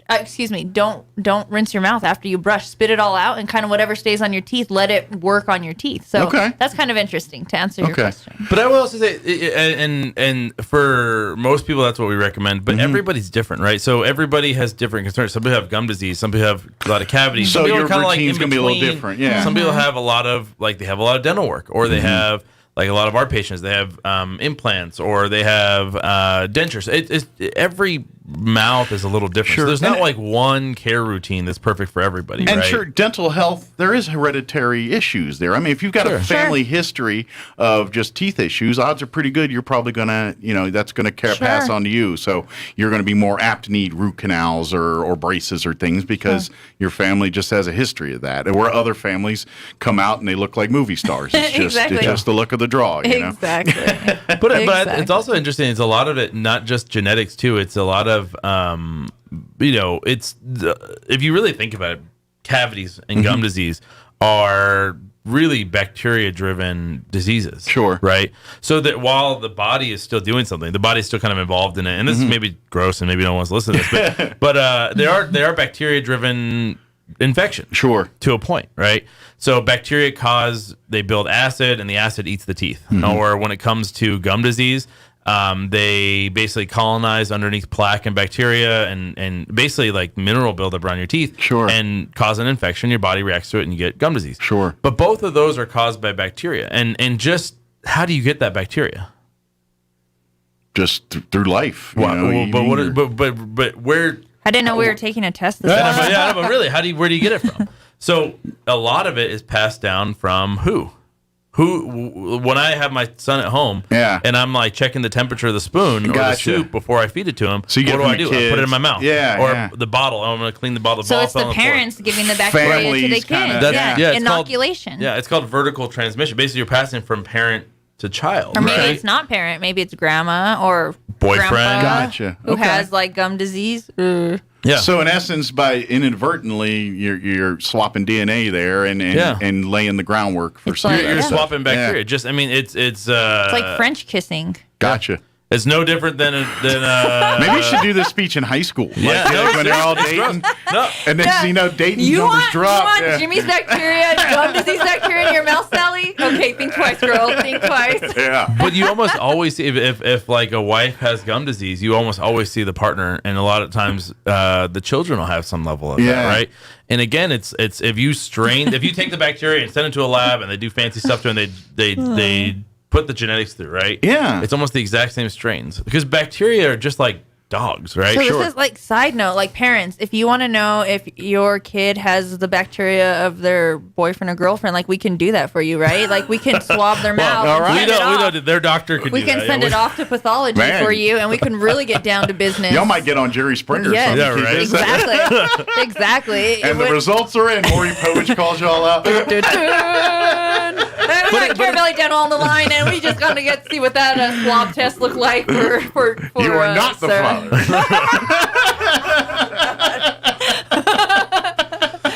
You never know, right? You never know. It's an opportunity. So it is passed down. I mean, to a point. I mean, people get other stuff passed down too, genetic stuff, but that plays a part, which is kind of gross. But you think about it, it's true. You swap and spit. Yeah, and it makes sense too, because and really in anything, when we talk about getting into the body and bacteria, I mean, it comes in the same way it comes in everywhere else. It comes in through orifices and holes, and where it's most likely to it. And unfortunately, what did you touch? Your mouth is the biggest input in your body for the most part. Right. I mean, breathing to food to water to everything else. It all starts there sometimes. Yeah. It's just but at the same time, if you know that, and say you have a mother that has a lot of gum or cavities, right, and she's pregnant, well, try to get it all taken care of and try to really get her mouth really clean before the baby comes, or just understand that and try to really be cognizant of what you're doing. Maybe instead of like taking that pacifier off and licking it when it falls on the ground, just rinse underwater. Little things like that can kind of not inoculate those kids with those bad bacteria. And you can stop. And there's been lots of studies that stop that. But that's kind of... I can see dads and grandpas and aunts doing that, but I don't see a mom. Sure. I mean, this kid's breastfeeding, everything. You're like, what could I possibly do to contaminate this kid at this point that I'm not? We can't get much more intimate. But as grandparents, I can appreciate that. Yeah. But I have one child, so I'm like pretty nitpicky about everything, right? Gotcha. There's some families that have like 6 kids. I'm pretty sure that mom's throwing that pacifier in her mouth to clean it off to put it back in that kid's mouth. Like, there's the difference. Kid one, it's to the point. Or taking it out of one kid's mouth, Kid two, it's like rolls in the dirt. It's like pants are fine. Exactly. There you go. I mean, sometimes you just like it's like how do I do the best I can in the situation I'm in? Okay, let's do this. Like you know what I'm saying? So well, and I always wonder too if the other argument is you got to expose kids to some of that. Sure, absolutely. To build up the immune systems and things like that. So you got to find that balance. But that's where the dirt's from. That's the dirt. That's eating the dirt. That's how that comes. Dirt and rocks. That's what it's good for. Although you eat enough dirt and rocks, you'll be coming to see the dentist before you know it. Yeah. Either way you look at it, we could help. Okay? That's right. Either way you look at it. Do it with the baby teeth because they knock those out. They go away. It's fine. They fall out eventually. Get a new one. It's fine. But we do want to remind folks: don't ignore your dental. I mean, I understand. The stigma of dentist visits and all that, and I'm telling you, it's way different. There's a whole mindset in dental work in nowadays for kids, for adults, for everybody, because of, let's face it, all the things we're talking about here, the jokes, the Norman Rockwell paintings of the kid in the chair screaming. That's the image we have of dental work, and it's really not that way. Technology, the advancements. If you're really uncomfortable and squeamish and not just, I can't handle this, trust me, they've got techniques, they've got different methods. They can, the IV sedation surgeries, if it's that bad, where you're so nervous that they got to knock you out to clean your teeth, so be it. We'll have to do that. Exactly. But obviously that's not route one. If you're okay with it, we're good. We're not going to knock you out and ruin your day just to clean your teeth. But if it's that big of a problem, we'll take care of what we need to do to make sure that you're happy and healthy. Exactly. And it's one of those things that like a lot of people also, I think we encounter a lot of people who have been sitting on dental work. They know they have an issue. They know they can't smile. They've been living with it for so long. And they're just embarrassed, or they just and that's the thing about our office is there's no judgment. Our staff is wonderful, as bad as you think it is. Trust me, we've seen worse. But that's not the whole point. The whole reason I say that is because we've helped people with worse, and so what people come in with all the time, thinking that it's going to be really bad, and it's routine for us. I mean, while we do a lot of the stuff that normal dentists do, we do the fillings and the cleanings and all that stuff. Majority of what we do is kind of the bigger stuff that other people don't do. Gotcha. The big makeovers, the big implants, redoing, do all the stuff you sometimes see restoring on TV. A smile again. Right, restoring a smile that has pretty much just fallen apart. You know? And life happens. I mean, people. And it just kind of, and sometimes, especially with dental work, it seems like it just, I saw someone recently. There was like, they had a couple things going on, and then they got kicked in the face by their kid. Yeah. Or they fell in the concrete. And it's just like, it just started cycling, right? Sure. And then they start going in, and it's like every time they went in, something had to get pulled, or this and that, and this and that. And life just happens, Absolutely. And we understand that. And our goal is not to sit there and dwell on the past. It's like, how do we move forward and get you back to where you can go to your kid's birthday party and smile? You can smile in pictures again. You can, go do whatever you want to do. Go eat that steak dinner. Yeah. And it's one of those things we'll suffer through just so we don't have to let people know or whatever.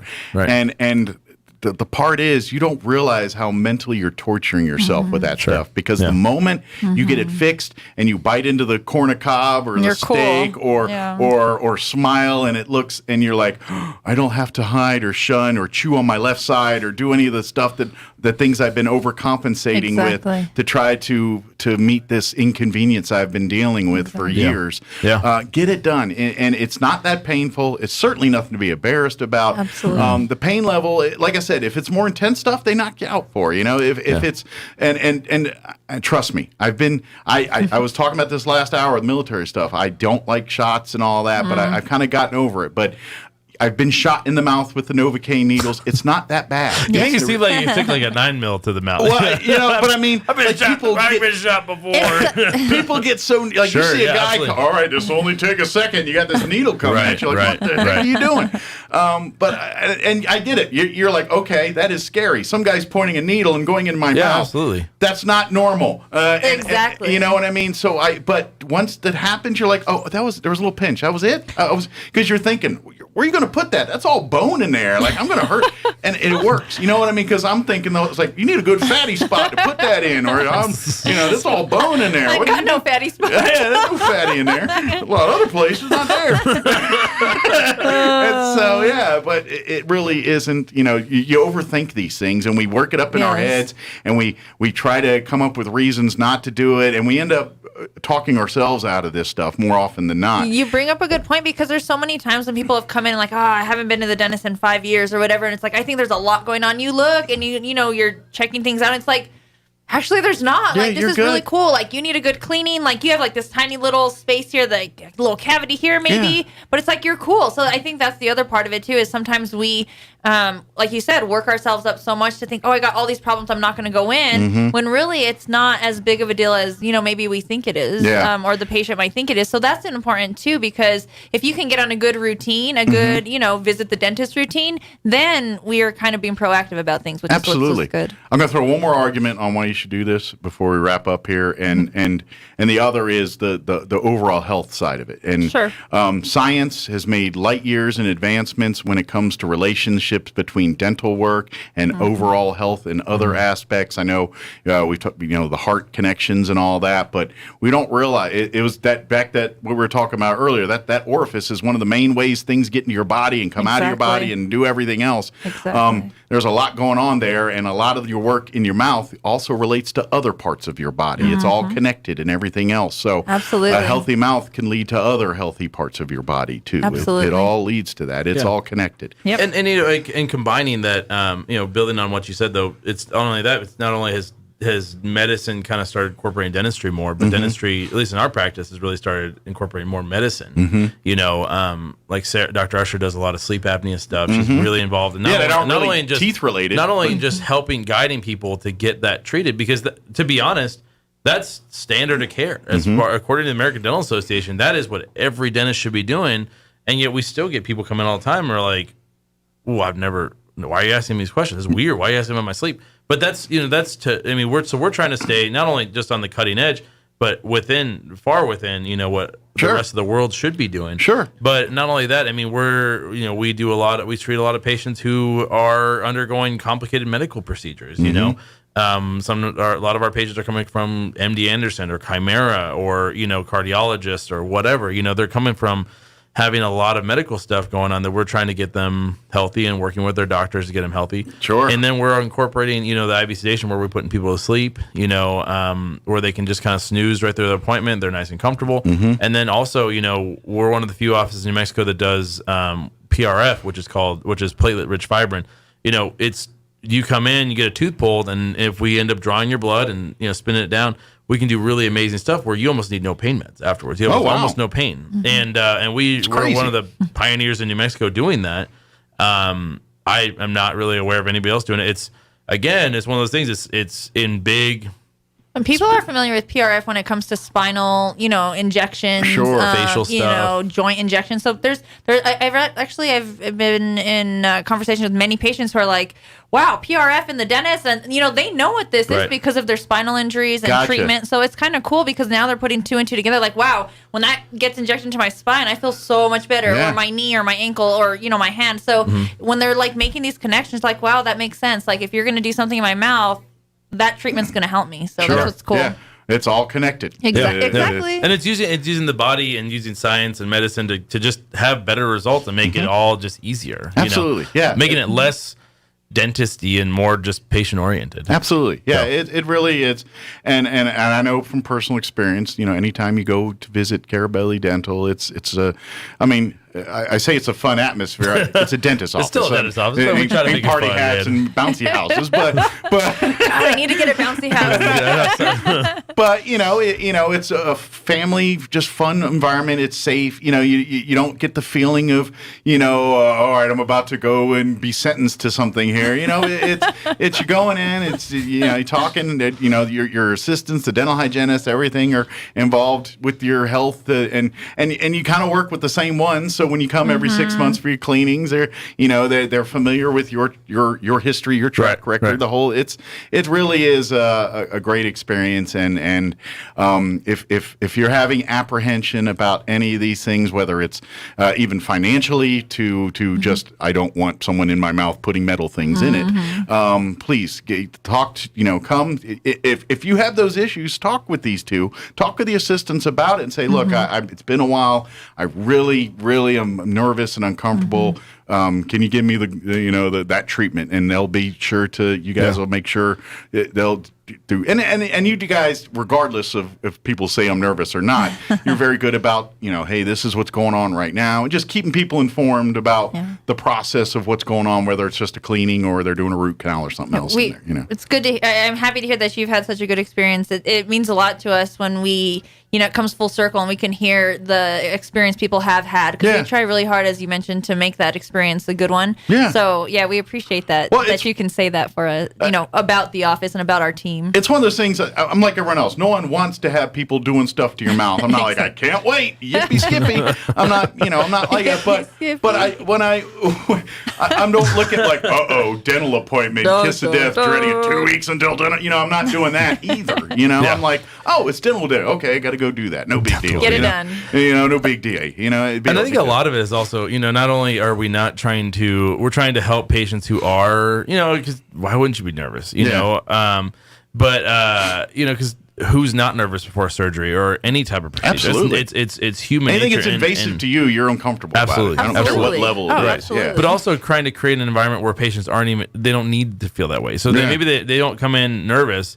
Well, how do we make sure they continue to stay that way? And that's really important too. Yeah, trust me, I'm one of those people that like when just people come to talk to you and they get like right here, I get those people that don't know personal space. Sure, yeah. I'm uncomfortable with that. And so trust me, the dentist thing, I get you. I don't want that either. I have a couple of people do it. How you doing? You're like right here. I'm like, are you blind? I'm right here. Back up.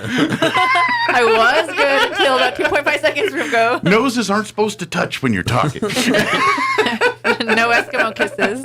Even in COVID, they're doing this. But anyway, if anybody has any questions about anything or new patient, or you're like, oh yeah, I got to schedule my appointment. I heard them on the radio. I'm due for a cleaning. I need to get that done. What's the best way to do that right now? Yeah, so our office is right on Main Street over by the convention center. Right next to the convention center? Right across from Ford dealership and next to Sonic. So yes. You can grab a milkshake on the way out. But, on the way out. Don't. I'm not on the way in. Don't let me see you with they don't want to be picking out burger out of your mouth. Tater tots. There's a ride in Roswell. And then unless you bring me tater tots, then I'm cool. Yeah, in that case. Yeah, we're all good. You bring a Route 44 and a snack, you're good to go. Then I'll clean it out. Don't worry. And our office phone number is 575-622-4455. 622-4455. Yes, please get that scheduled. What's the website too? If they can, is it Carabelli Dental? CarabelliDental.com. Yeah, and we have a lot of information on there too. That's a good place to start too if you're kind of just trying to figure out if it's the right place for you to start your like dental stuff. But, learn about services and everything. If you want to learn more about sleep apnea and you're thinking I have that, but I don't want the big CPAP machines and all that mess. Schedule an appointment with Dr. Sarah Usher here. She can sit down and see if you're a good candidate for that. Exactly. Exactly. We can work with your sleep physicians and make it happen. My wife's been using hers for a couple years now, and she loves it and that it works. I mean, she'd rather not have to do anything. Absolutely. But a better quality of life. You're sleeping well. She's sleeping well. She's happy throughout the day, so it makes a difference. You just turn on the CPAP next to you just to for old time's sake. Actually, be honest, miss it, right? White noise. It's one of those things where it at some point now I'm like, because before like on weekends I go to bed later and she does. Sure. She's like 9:30, ready to pass out. Done. I'm like 11, 12, and depending on what's good on TV. But Sure. but now when I go to bed like that, I'm like, is she asleep? Because Because normally I could tell. I'd be like in the other room. I hear the saw on wood going on. Now it's just like a little purr sometimes. And you're like, she's asleep. I can't tell. I better not make loud noises. I don't know. Don't disturb the slumber. That's right. Very good. Is there anything we missed? Anything we wanted to get? I don't think so. Yeah, I appreciate your time today. Thanks for hanging out with us. Yeah, thanks for coming in, and we'll see you next time here. Yes, and who knows? Maybe if you got patients that want to come and share stories and stuff too, I'd love to have. That would be phenomenal. I know we got Sean, but people are tired of talking to Sean. Tired of hearing that guy. That's right. Sean's got dates now because of these two. Thanks to. Oh, I didn't know that. I'm gonna have to get the 411 on that. And then pay attention to our Sunnies because we keep they're doing the carry. I want a suplex Sunny situation. And then part of me wants to collect like a whole set, and then I'm going to find a guy and have KC in the Sunshine Band. I love it. Well, thank you guys. Always a pleasure, Mike. We'll see Always you a next pleasure. time. Yeah. Thanks. All right, it is 9:55. Let's do a quick commercial break before we wrap up the show. Don't go away. With the SRN News Business Brief, thanks, I'm Rich Thomason. Wall Street investors will get plenty to chew on this week as U.S. banks report their earnings and major companies begin announcing their quarterly results. Key averages were mixed in mid-morning. China vowing to take necessary steps to respond to the U.S. blacklisting of Chinese firms over their alleged role in abuses of the Uyghur people and other Muslim ethnic minorities. Facebook's WhatsApp facing a complaint from European Union consumer groups. They say the chat service has been unfairly pressuring users to accept a new privacy update in a breach of the bloc's regulations. China's two major COVID-19 vaccine makers have signed a deal providing up to 550 million doses to COVAX. That's the UN-backed program that aims to deliver vaccines to poor countries. With business, I'm Rich Thomason. Bull riders, prepare yourselves for 2 days of back-to-back bucking. July 30th, it's the Smoking Hot Bull Riding in Artesia, New Mexico, with $5,000 added money. Followed on July 31st by the Butterfield Festival Bull Riding Championships in Monahans, Texas, with $3,000 added money. Entry fee is $100 with 100% payback. Books open July 16th through 28th. 2 fantastic nights. Double the bucking, double the chances, double the fun. $1,000 bonus for the high point average for both nights. Fields limited to first 40 riders for each event. The Smoking Hot Bull Ride at the Artesia, New Mexico Council Arena. July 30th, followed on July 31st by the Butterfield Festival Championship at Ward County Arena in Monahans, Texas. To enter in Artesia, call 575-703-5455. To enter in Monahans, call 432-202-1119. Martine's Capital Cafe in Roswell offers authentic and highly rated New Mexico food. Explore their amazing menu featuring huevos rancheros or asado with eggs or their green chili stew. And you can't forget their award-winning green chili cheeseburger, all made from scratch using their finest and freshest ingredients. Open for carryout with curbside delivery or limited dine-in. Just call ahead 624-2111. Martine's Capital Cafe, always pleasing the most refined palate. Open Monday through Saturday from 6 a.m. to 8:30 p.m. at 110 West 4th in Roswell. Chimera has been providing Southeast New Mexico's state-of-the-art medical care for over 22 years. Chimera specializes in providing top-quality care for cancer patients, diabetes, thyroid conditions, heart disease, and rheumatoid conditions. Chimera would like to welcome Chris McGoldrick to the team. He brings a wealth of knowledge and compassion to Chimera. Chris specializes in rheumatoid conditions and is ready to help you. Call Chimera 627-9500. Chimera Independent Physicians, here for you. Pecos Valley Broadcasting in Artesia has a temporary office worker position open. You'll be trained to run the radio station scheduling software for a week while the office manager is on vacation. This temporary position is for 2 weeks, 1 week on-site training, then 1 week filling in for the office manager. The position will be from July 19th through July 30th, 8 a.m. to 5 p.m., Monday through Friday, with time off for lunch. For more information or to apply, contact Office Manager Tana Steinbach at Pecos Valley Broadcasting in Artesia, 575-746-2751. On air and online, this is Roswell's home for talk radio, KEND Roswell. And that's going to do it for us for today's show. Thanks very much for allowing us to be a part of your day. I hope each and every one of you have an awesome, wonderful day. We'll be back bright and early, 7 a.m. with an all-new show. Till then, take care. You're listening to 106.5